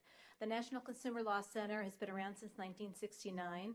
We're based in Boston, and we provide our consumer law policy and legal expertise to attorneys, advocates, and policymakers around the country with a special emphasis on protecting low-income consumers. The education that a student receives in school is, of course, a lot more than what takes place in the classroom. And schools can play an important part in that education beyond the four walls of the classroom setting. Schools best serve their students when they stick with their mission of educating students, giving them the tools that they need to make their own decisions and weigh the options that are available to them, both on campus and, of course, later in life. Schools that stray from that mission and make decisions for students or steer them to an option that may not be in the best interest of the student are not, in the end, serving their students. And unfortunately, we've heard, of course, many horror stories today about how the revenue sharing that comes from some of these college debit card options has led to bad choices. We've heard the horror stories of the excessive fees and the inconveniences, which are, at one end of the spectrum, when colleges are motivated, unfortunately, by receiving the revenue from a contract rather than serving their students. But even when schools focus more clear-sightedly on coming up with a good option for the students, even then I think it's problematic because there is no one single choice that will work for every student. We heard earlier today about the diversity of students and the diversity of schools. And the best bank account for that particular student may be the one that has more branches at their home. My son just went off to college in Minnesota, and he chose to keep his DC area-based bank because it waives ATM fees, and he had no reason to establish a new account in Minnesota. Many students come to school with bank accounts, and for those who don't, it's time for them to learn how to pick one. Maybe they want a smaller community bank or credit union that typically can't afford to pay the big revenue sharing price to get a Cambridge agreement, but they may provide more community service, more personal service for that student. They may even offer second chance accounts to students who have had experience, but unfortunately the bad kind of experience, with their financial accounts.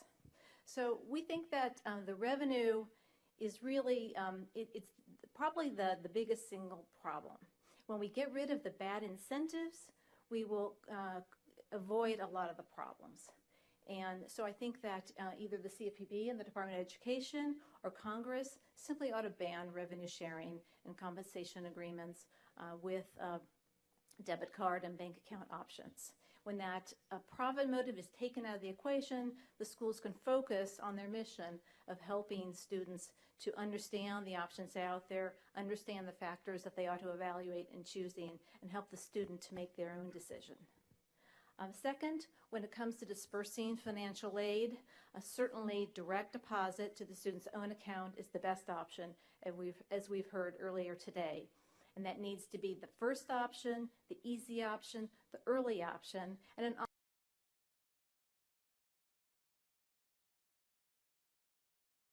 come up with an option for direct deposit.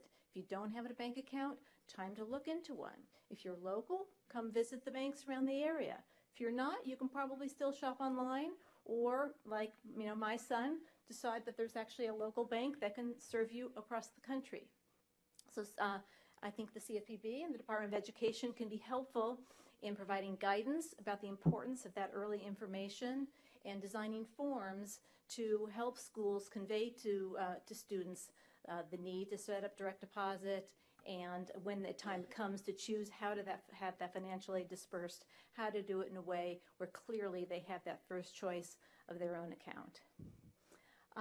Finally, for the students who might not have bank accounts and may have had trouble getting bank accounts, I think that is a very, very small part of the problem. I think trying to address that is really more a solution in search of a problem.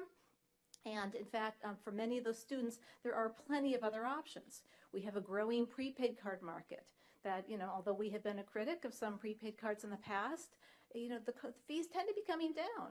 There's, some pretty good prepaid card out there on the private market today. Banks are entering the business, credit unions are entering the business, and there are also many institutions like credit unions, community banks that will offer those second chance options to students. So schools should be helping students to explore those options, not picking the one-size-fits-all place to have their money dispersed. We think that the CFPB, Department of Education, and perhaps Congress could be helpful, just like with Social Security. If a senior decides to have their Social Security direct deposited to a prepaid card, they can't just choose any old prepaid card. Treasury Department has said we will not allow federal Social Security benefits to be direct deposited to a prepaid card unless it meets certain minimum standards. Certainly FDIC insurance, compliance with Regulation E, and a lack of predatory credit features are key elements of that. But that rule can both be strengthened, and it only applies to prepaid cards. It doesn't apply to bank accounts. So we think we need a broader rule that for that, perhaps that small share of students that would choose to have funds deposited to a debit card option, which we don't think is the best option for most students. We need minimum standards to make sure that they are not hit with excessive fees. They have ample free access to ATMs and ample free access to information about their accounts, customer service, balances, online transactions, and if they want them, paper statements for a nominal fee. We think that working together, we can come up with a lot of options for students that will work for them, will work for schools to minimize the costs of dispersing aid, and in the end, further the student's education. Thank you. So, Lauren, a number of speakers have used different product terminologies between closed loop cards, stored value cards, prepaid cards, debit cards with a somewhat bank account, other checking accounts. I was wondering maybe if you could just go through some of the key definitions of each for the value of people watching. Sure. So a closed loop account is one that can only be used in a restricted number of places. So for example, a lot of colleges have cards like the college where my son is going, where his ID is a card, but he can really only use it to get his laundry, to buy food at the cafeteria, and use it at the bookstore, and just a couple of private establishments on the fringe of the campus. But it's not Visa or MasterCard branded. He can't go anywhere with it. That's a closed loop card. A prepaid card, closed loop card is a type of prepaid card, although usually when we use the term prepaid card, we're talking more about an open loop, usually reloadable prepaid card. which is basically like your bank account debit card, but without the individual bank account. The money is usually held in a pooled fund with all the other card holders, and it's Visa or MasterCard or Discover branded, and you can use it like a bank debit card, but you don't have an individual bank account. You usually don't have checks. Some of them come with a type of check, but you have to pre-authorize the checks. It's not like the blank checks that you get with a standard account. Debit card is a more amorphous term, which can kind of be used in a couple of different ways. Sometimes it means a prepaid card. Sometimes it really means a bank account, the debit card that comes with a bank account. And some of the college cards that we've seen, operate in a little bit of an ambiguous space. They are actually bank accounts. There is an individual account there. There may be checks, but the way it operates, the ATM network, bank accounts. There is an individual account there. There may be checks, but the way it operates, the ATM network, the fees, the involvement of a third party that's not the bank in managing the program make it look more like a prepaid card. And could you say a little bit about the cost structure of offering a prepaid card versus a checking account? Well, it's somewhat of a loaded question. Prepaid cards are, of course, any account costs money to run, right? Nobody expects cards or accounts to be offered free of charge because they provide a service and they cost money, and the companies that are in the business of offering them, are entitled to recoup their costs and make a profit, right? That's what capitalism is all about. Prepaid cards tend to be funded from two sources, from the fees that the consumer pays and from the interchange fees that merchants who accept those cards receive. And typically, in a prepaid card program, actually the interchange fees is probably the bigger part of that revenue model, but it can vary card to card. As you know, a lot of you I'm sure know, back in 2010, Congress capped the interchange fees that banks can charge on their debit cards, but there's an exemption for prepaid cards. So in a bank account model, there are still interchange fees, but they are lower per transaction. Of course, fees are still part of the picture. And then, as we've heard, banks, of course, hope for a larger relationship with the consumer. And even if a particular bank account isn't excessively profitable, they hope to one day, offer an auto loan or credit cards or a mortgage, or simply for that person to have more money and be holding more money in the account. The float is not a huge generator of revenue in this low interest rate environment, but it still generates some revenue, of course, for higher balance consumers, but not typically a student who's surviving on very little income. And for the Treasury dispersed benefits, do you roughly know how many people choose direct deposit versus if you don't, it's okay? Oh boy, I should know that, but I don't. It's okay. All right. But I should say that Treasury has been very good about, promoting direct deposit as the first option. They've got a Go Direct website where they urge that. Even when they decided to have a pilot project to mail out the Direct Express prepaid card to people who hadn't signed up for direct deposit, and people would call and said, I don't want this card, and they'd say, fine, do you have another account? Can we, set up direct deposit for you somewhere? And that's typically actually what happened, I think. So their goal was to disperse money electronically in whatever way worked for the consumer, not to push a particular card. They were trying to get rid of paper checks, which we understand everybody wants to do. I still think they play an option as a last resort in some cases. But they weren't pushing people towards one particular account. Thank you.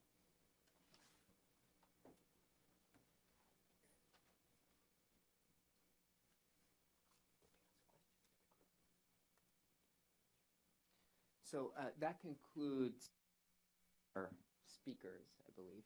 So thanks for everyone's presentation. I just want to note that this, of course, does not represent the full array of perspectives that were submitted to the Bureau. All of the comments from industry, consumers, student groups, etc., can all be found on our website. But I did want to ask just very few questions to the group here. A number of you talked about choice and Megan in particular mentioned about which providers are on campus.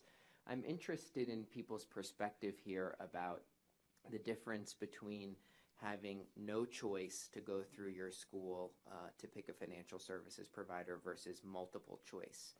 And I'd be particularly interested if multiple choices is a feasible option administratively. And if there were multiple choices, would this potentially erode the bargaining power of a school? So I'm just trying to get a sense from each of you about no choice, one choice, or multiple choices. If anyone has a perspective on that, please press your button. I'll start. So as I said, I think that it's best that whatever choice it is, it's one that the college doesn't have a stake in. And so that is probably what you're calling the no choice option, but I guess I wouldn't quite phrase it that way. Mm-hmm. I would see nothing wrong, for example, with a college saying, you know, time to set up a bank account. If you don't have one, we need to direct deposit your money somewhere. If you don't have one, here's a list of the banks and credit unions that are within a mile or two of campus, for example. Or here are the factors that you ought to consider, you know, ATM network, you know, fee structure, etc. But I think anything that leads the colleges to say, you know, here's the 5 that we think you ought to choose, and we've put those on the list because they're the ones that, you know, we've done our RFP and we've gotten some money from, even if it's a flat fee, I think that's problematic. Rohit, let me comment on that. From a standpoint of when it's time to disperse financial aid, it'd be very difficult for the school's student information system, where that student account information is held, to be able to separate that file and be able to disperse it to multiple financial institutions based on some information that they had on where the student was signed up. Ultimately, if the student has a bank account, then the real answer, in my opinion, is that they simply come up and they put in their bank account information, and it's a direct deposit, so the school doesn't need to know where that's going. But it'd be, I think it'd be quite difficult to say, here's 3 choices, and the school would keep track of what choice the student has, because that's a pretty, you know, a pretty dynamic environment to deal with. Interested, as a student, I definitely understand the perspective of wanting to add multiple choices. And, you know, that we live in this competitive market, and competition does do a lot of good things, which is often what we want when we say choices, is we want competition, which would certainly lower some fees. But at the same time, I really do stand with my previous statement that I believe there are better options out there besides offering any type of a choice right now that deals with this system of debit cards and prepaid cards that legitimately are not, for the most part, in the best interest of students. And that as a student, direct deposit really is the primary options to use. It is the most cost-effective for the administration, and it is easy for the universities. You know, at Western Washington University, the reason that we didn't have that is we actually have a state law that mandates that a check has to be available for students for state funding for financial aid. So sometimes there are state players in this as well that, you know, have to be considered. But direct deposit really is a primary option, and the other aspect is that the choices are already out there. You can go out to Bellingham or any city and look at those bank accounts, make a decision to stay with your own. We already have that competitive marketplace. We don't need to create another one here in the system of higher education, because it's not going to benefit students. I think, once again, it's unclear to me exactly what kinds of products and what instances you're talking about. Let me clarify then. For let's put the Title IV disbursements aside and just an affinity checking account. Okay, which is not what everyone else is necessarily talking about, and this is the problem we continually have. I think that probably what you end up with realistically is no choice, and no choice is what you've ended up with largely in the private student loan market. There are very few schools who provide any assistance or any advice to students on private student loans anymore. They're afraid to do so for fear of their reputations. They don't want to be, you know, smeared across the headlines because they have done so, and the rules about what they have to do in order to provide a preferred lending list is burdensome for most schools other than the largest state university systems. So I do not know of many schools that now provide any assistance to students at all. I think all of us know that sometimes having too much choice is almost worse than not having enough choice. And it tends to lead to paralysis in decision making. At least it does for me. I will look for a while and say, I can't figure it out.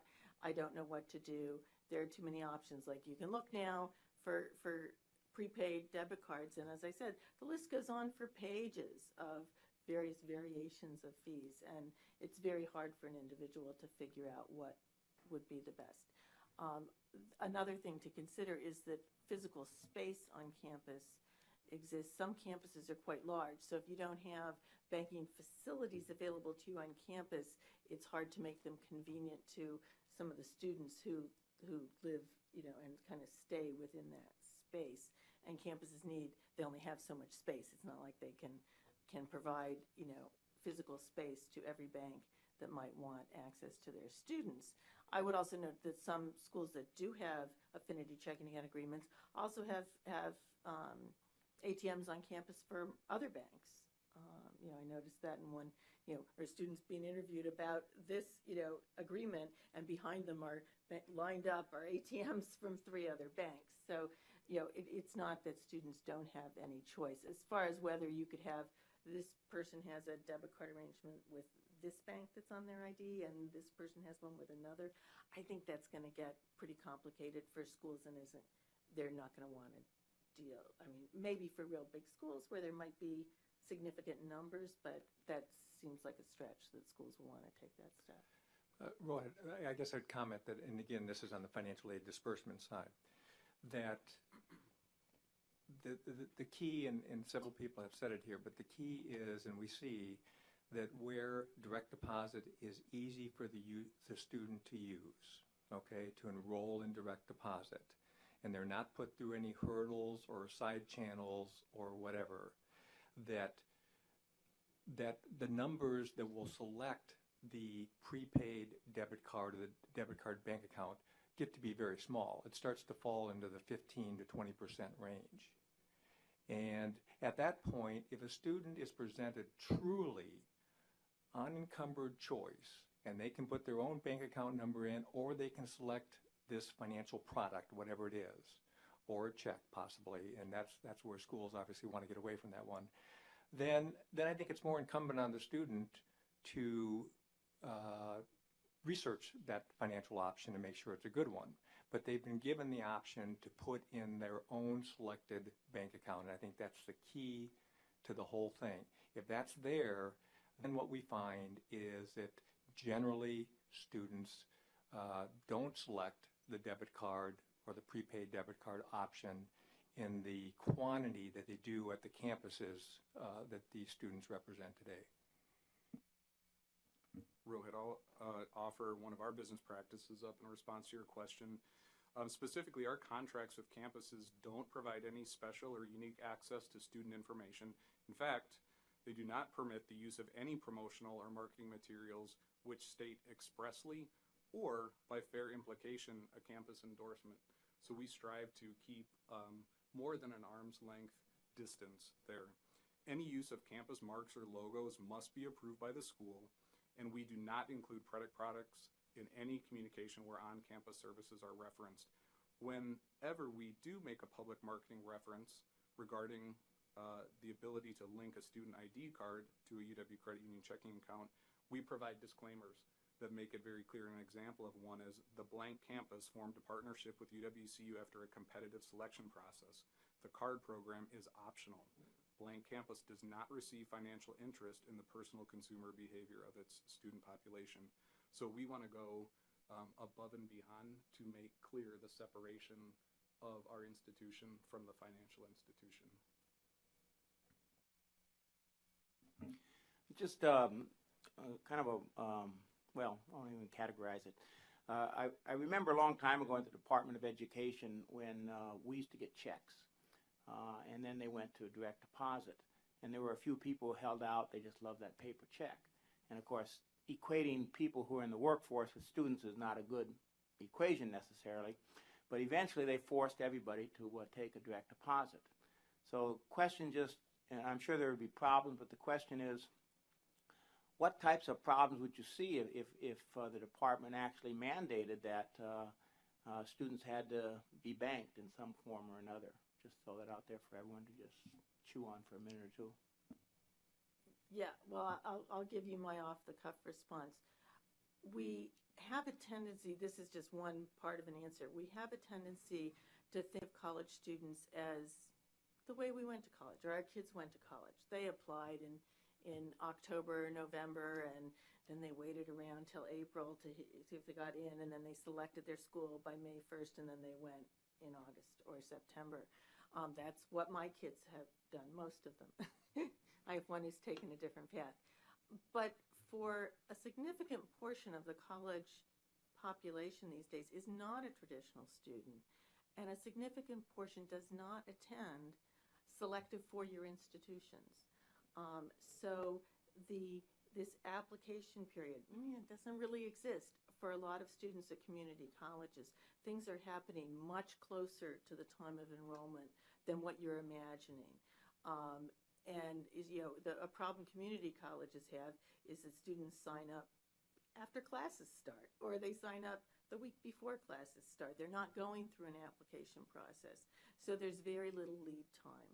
So for a student who's very busy, probably has a family and a job, and hopefully has a bank account, but schools have an awfully hard time to get students in some circumstances to pay attention to their communications, to read emails, to open the mail, and to respond with what the school has asked them to do. So a number of schools, yes, have been very successful, and most of them push to try and get as many on EFT as they can. Other schools have a really hard time getting students to provide that information, either because they don't care to provide it, a lot of people don't seem to realize that every time you write someone a check, you've got all the numbers you need for an EFT, but people are real particular about doing electronic banking. They don't want to give the school that information. Some schools, frankly, don't really want the banking information in their student information systems. They're concerned that that's one other potential to have an information breach, and they already have a lot of information, and they worry about having that.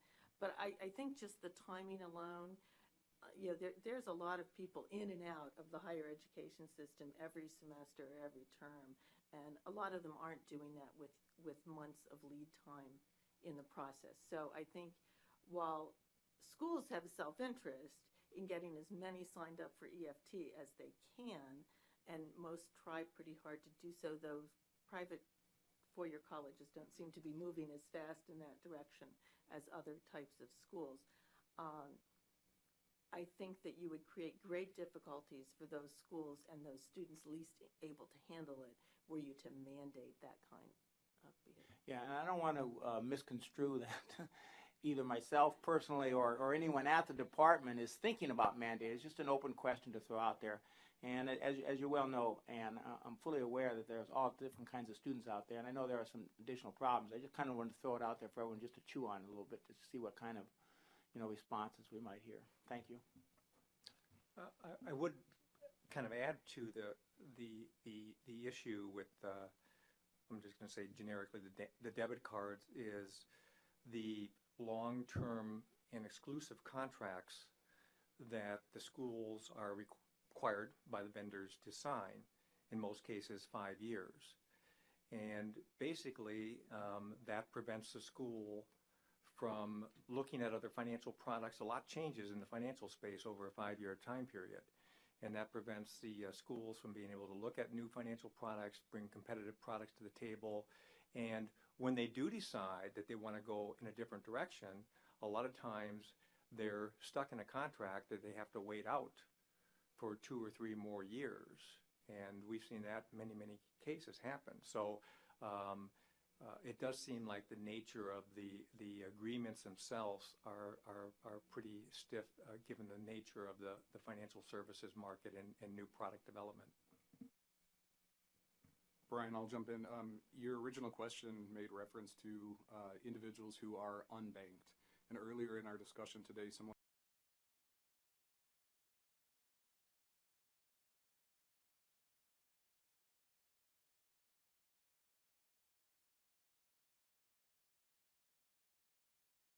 student at a campus we serve from opening an account. So we open the doors to anyone regardless of their past practice. It works for us, it works for the students, and it really does help bring people back into the system, and along with financial education, sets them up for success in the future.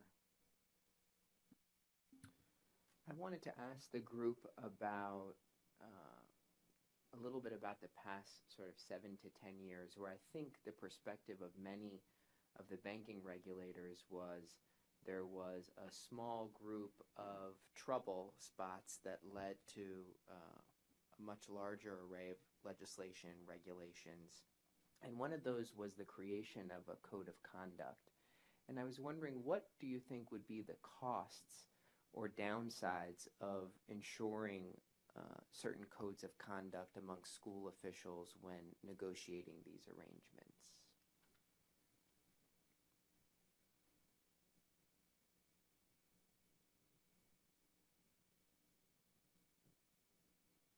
I'm going to answer your question a little bit differently and actually speak to a benefit and value that I see in this approach that you're asking about. And that is by providing a code of conduct or a set of uniform guidelines, it creates an opportunity to educate campus officials and administration on aspects of our business and industry that they may not have as much experience or expertise in. So I see it as a great opportunity to shine the spotlight and illuminate best practices, and also to make sure that poor or deceptive practices cannot hide in the shadows. So I see a value in it. I was going to say that I do think it's difficult for colleges and universities to be experts in everything, and they do cover a lot of ground on a college campus. I often say it's like a small city with all the different operations and really different types of small businesses that are running on a college campus. But I do think it'd be helpful in this space if we talk about adopting a code of conduct, but having some standardized form for colleges and universities to evaluate the cost of these products, similar either to the concept of the nutrition label on the side of every food product, where certain categories where it's laid out there very clearly, the information, and it's organized in the same way from this bank to this financial services firm, or even the mutual fund industry that basically was put to the task of saying, here's a $1,000 investment and here's how the fees would have affected that if you had made that in this particular this particular investment vehicle. So some standardized forms so the college administrators could set products side by side. Now, as Ann mentioned, the fee structures are very complex, but sometimes I'm not sure that they're not complex because we don't want them that way. And confusion sometimes helps click the I agree button and just get done with it. So I do think that we could challenge those that provide some of these products, including myself that's in the industry of providing financial products, to have more uniform ways to compare one to the other. Yeah, I would just add my perspective in terms of private student lending, which has come up earlier, and this is where we've seen a code of conduct. I think building on Rob's spin, I think the benefit has been huge for students and families now that we have those in place. For a number of reasons, the private student loan market has cooled down or quieted down, but certainly we could say that the sense that you don't, at sort of the point of sale, the student and family doesn't feel like they're put on the spot by the college aid office to take this particular loan product, and that the motive has been removed for that, I think has actually cleaned up the market and made students and families feel a bit more comfortable and confident overall in terms of the student lending products that they are taking.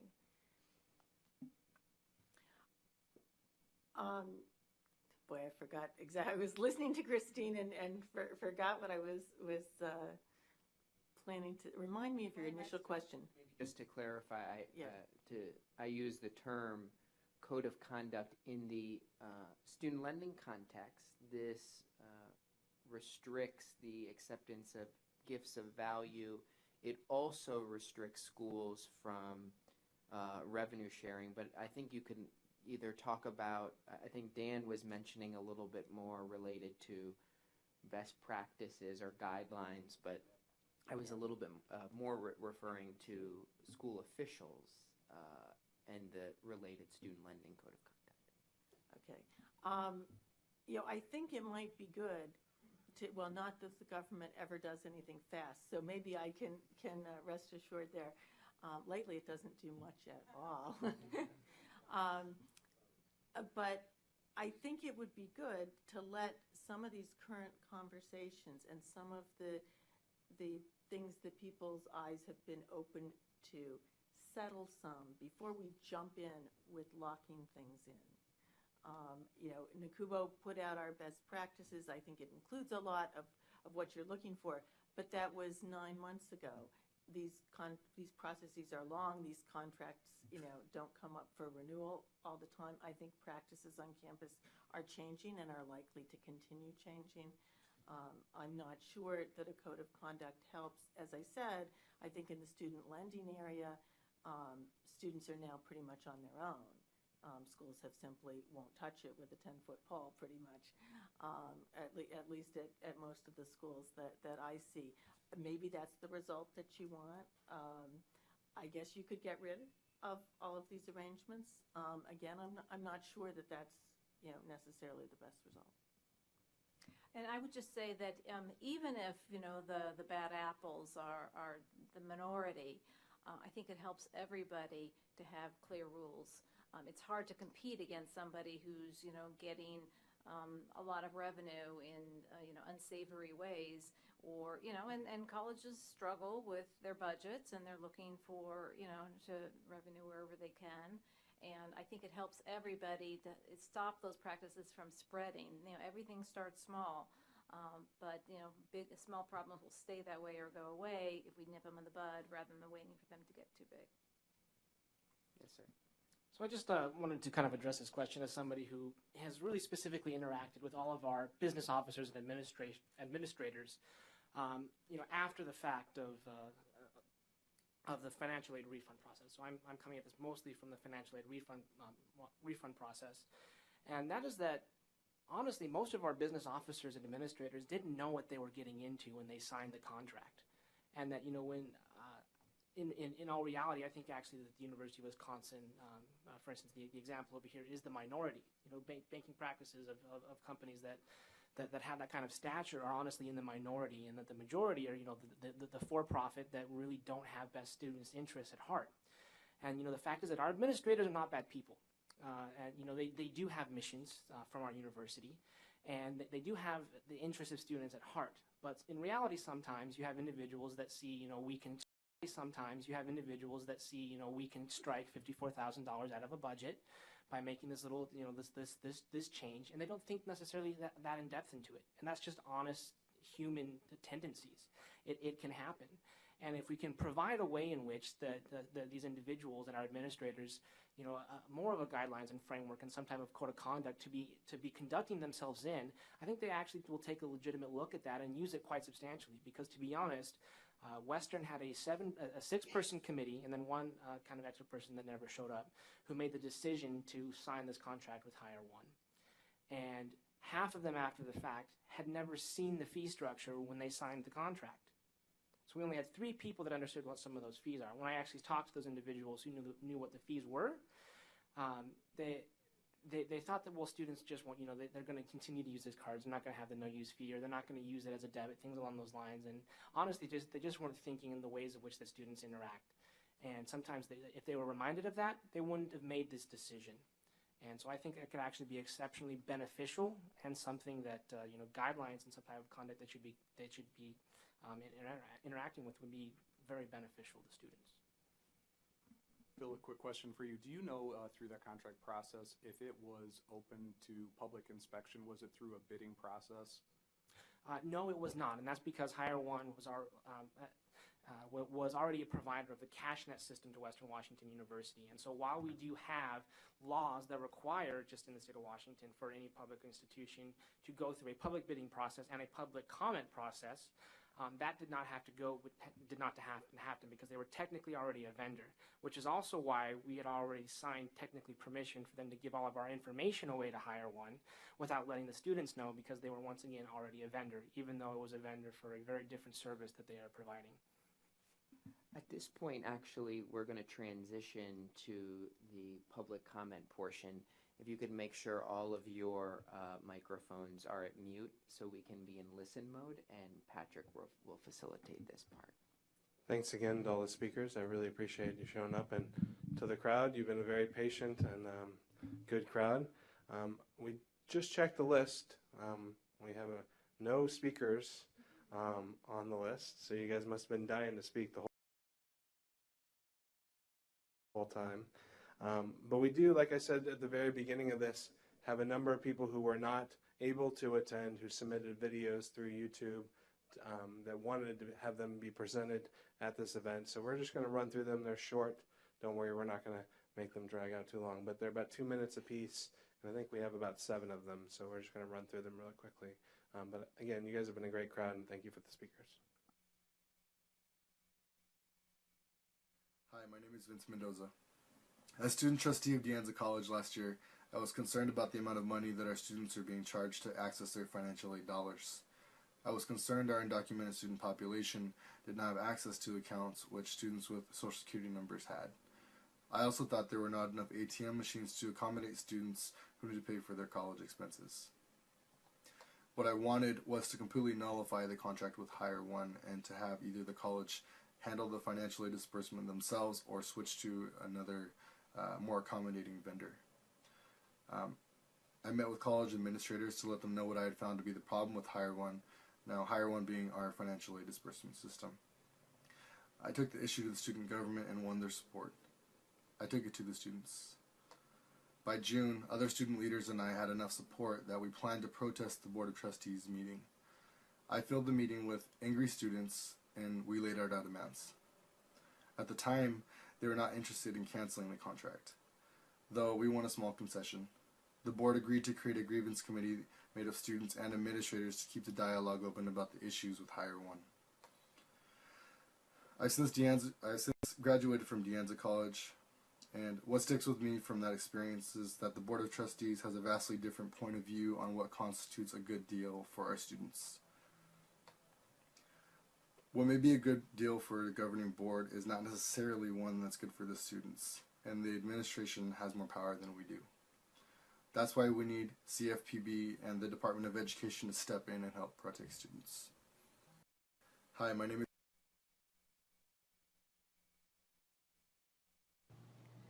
My name is Diana Fielding, and I'm a recent graduate from Hamline University in St. Paul, Minnesota. Throughout my time at Hamline, I saw the full progression of Hamline's relationship with U.S. Bank to where it is today. Now, U.S. Bank promotes its checking account program that can be linked to the student ID card in quite a few venues. Most significantly, students are highly encouraged to sign up for the option to link their ID card with a U.S. Bank checking and debit account during orientation for new students. In fact, students receiving new ID cards will find the card is already linked to U.S. Bank.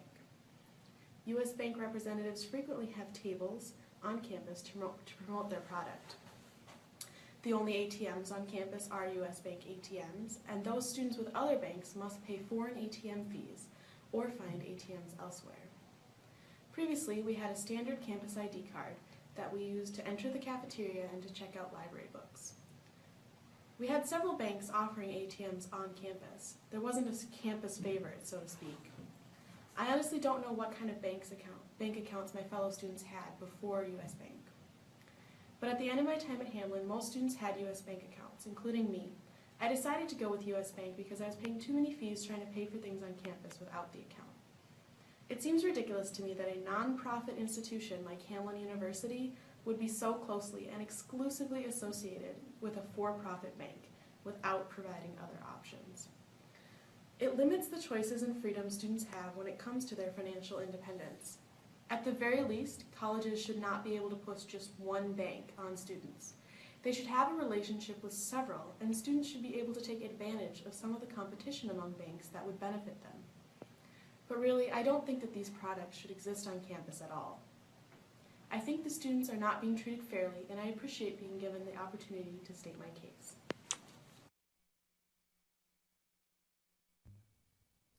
Hello, I am Harris Foster, and I am the student body president of Portland State University. I come to you today as a representative of the student body of Portland State University and a representative of other public universities across the state who have Hire One contracts for financial aid disbursement. In 2004, PSU first signed a contract with Hire One, and ever since, students have been fighting the outsourcing of financial aid disbursement on the virtue of poor customer service, hidden fees, and various other like problems and issues. In 2004, there was a $4.50 ATM fee and a 50-cent per swipe fee on the debit card. Both of these fees accounted for a large part of the revenue that Hire One has collected and were a large source of complaint of the students at PSU. In 2009, the contract was renegotiated, and it took out the 50-cent debit card swipe fee and lowered the ATM fee from $4.50 to $2.50.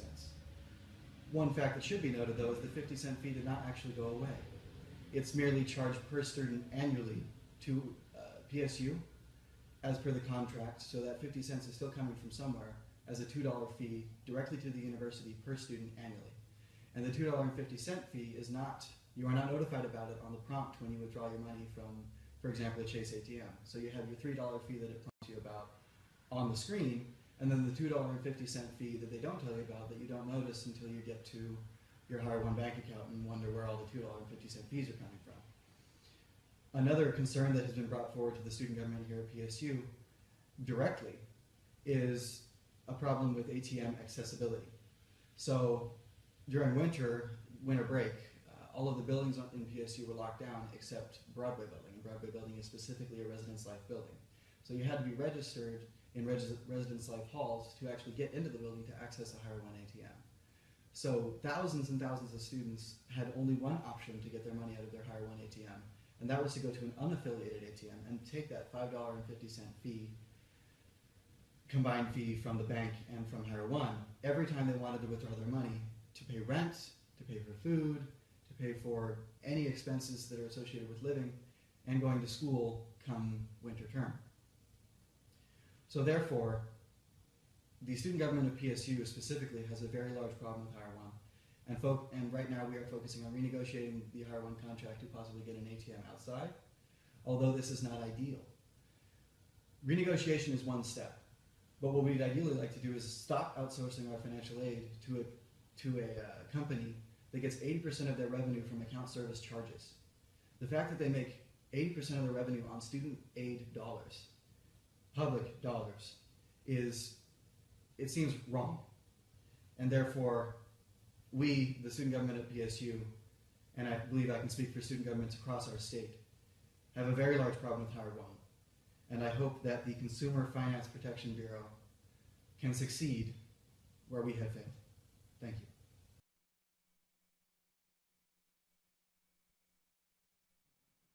I'm Andrea Smock, and I am a sophomore at Hamline University. Last year I was a first-year student at Hamline, and the option to have my checking account with U.S. Bank connected to my ID card was offered to me during orientation. I declined to have my card and account linked as I'm happy with my current banking situation. In addition, having all of my campus identification information along with all my banking information loaded up on one card made me very nervous. Also, the only ATMs on campus are U.S. Bank, which means we're forced to find ATMs elsewhere or pay fees if we are with other banks. I don't think students should be forced into a relationship with a certain bank just because the college has ties with that bank. We are just learning how to be financially independent, and we can be easily misled. So I'm grateful to know that the Consumer Financial Protection Bureau is looking into these relationships. Hello, my name is Kelly Charpentier-Burke. I'm a non-traditional student and mother of 3 in Minnesota. I attend Anoka Technical and Metro State University. Last year, I attended and served as Student Senate President at the Anoka Ramsey Community College in Coon Rapids, Minnesota. I'm currently the president of the Minnesota State College Student Association, representing over 100,000 students attending the state's public 2-year community and technical colleges. I speak before you today to add my voice to the growing national concern about fees charged against student aid when distributed on third-party campus debit cards. Half of Minnesota's public two-year college campuses use the debit card product Hire One to distribute millions in federal financial aid to students each year. As you know, this aid is critical to ensuring the state's future workforce can access and graduate from college ready to contribute to the economy. These schools also pay student workers exclusively through Hire One. Our schools do not pay Hire One for distributing aid or payroll. Instead, the companies profit from fees charged to students for the ways in which they access aid and earnings. Consequently, those aid and earnings are linked to Hire One may face hefty and unexpected fees to access funds. Students must sign up on the Hire One website to choose the distribution method. Once on the website, students are heavily dissuaded from any option other than opening a bank account through Hire One. Hire One charges its account holders a variety of fees for certain use of the account, fees that students are not explicitly made aware of unless they seek out the fee schedule. In particular, students are losing $8 to foreign ATM fees. Hire One has only 26 ATMs to serve tens of thousands of students across our state. We have had several Hire One ATMs that were out of money or inoperable when students needed to access funds, as at the beginning of the semester, this is quite common.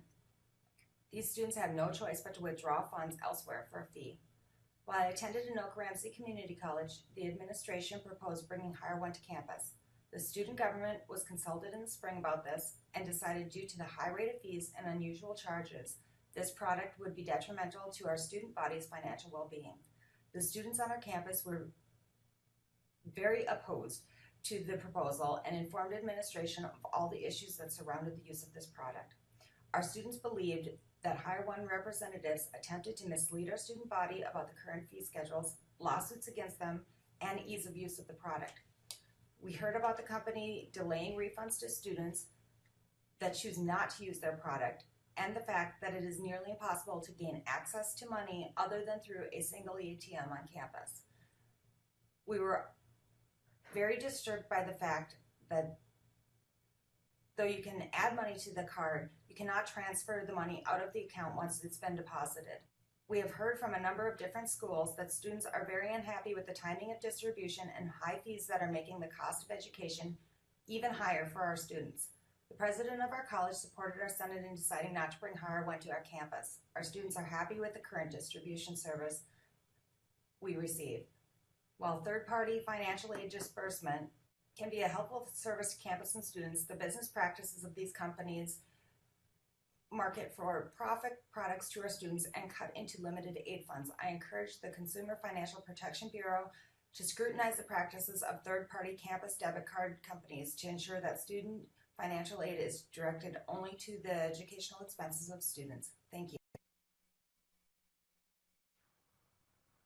Hi, my name is Mr. Searcy, a student at West Los Angeles College, and I'm here today to tell you about the effects of Hire One. A couple of years ago, the district started implementing Hire One and using these debit/credit cards in order to disperse our financial aid. But many students have been very loosely affected by this company. Hire One is a bank company which many colleges elect in order to disperse financial aid. But many students are not aware of the debit and credit card fees that go along with having this card and don't know it until it's very too late. Another problem that we're seeing is that it's not fully straight up and forward. We were not told a lot of things about this company. We're not told about the different fees. We weren't given full disclosure before agreeing to this. They just said, here's your card. This is how your financial aid is going to be given. If you have any questions, please come back. That was the answer we were given. Another way how it's being affected is we only have a limited amount of ATMs on our campus. Meaning if somebody needs to pull out money from a different ATM or grab somewhere else, anytime you do that, you're going to get charged a fee. So basically, I'm telling you guys this because this fees, these credit cards, specifically this company, is not working in the best interest of our students, and many of our students are being either hurt or being overcharged obsessively and not right. Financial aid is one of the most important resources that we college students have because it's the only way how many of us pay for books, pays for our fees, and pays for everything else in general. So it's not just a resource that we just use scarcely, it's a resource that's desperately needed in order to further our education. So today, I would just like to put my 2 cents and give you my opinion and the effects of how Hire One has affected our campus. Thank you. Good afternoon. My name is Anita Adams. I am the student trustee at the Foothill De Anza Community College District.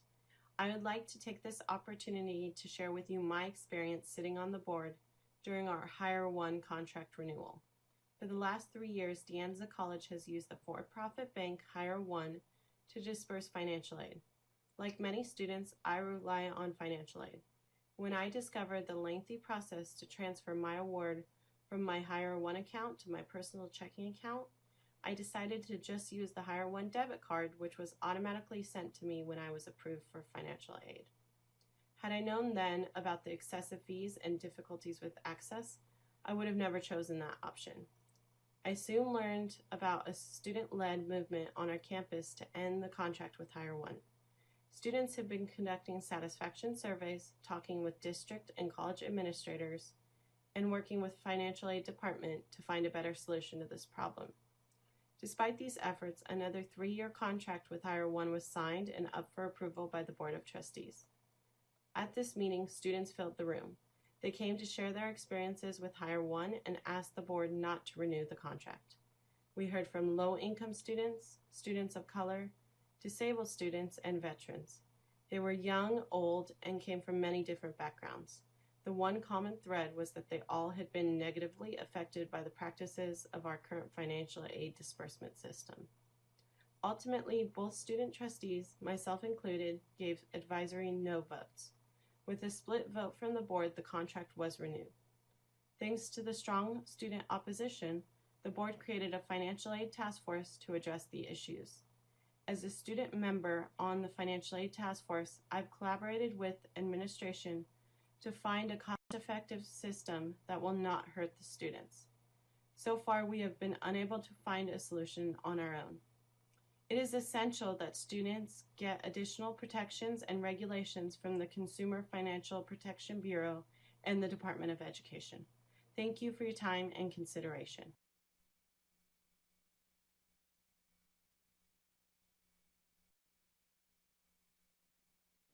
Well, thank you for making it for the 3 hours we've been here, and thank you to all the speakers. You were wonderful, and this closes our Banking Forum. Remember, if you're tweeting about this event, #BankingOnCampus, please.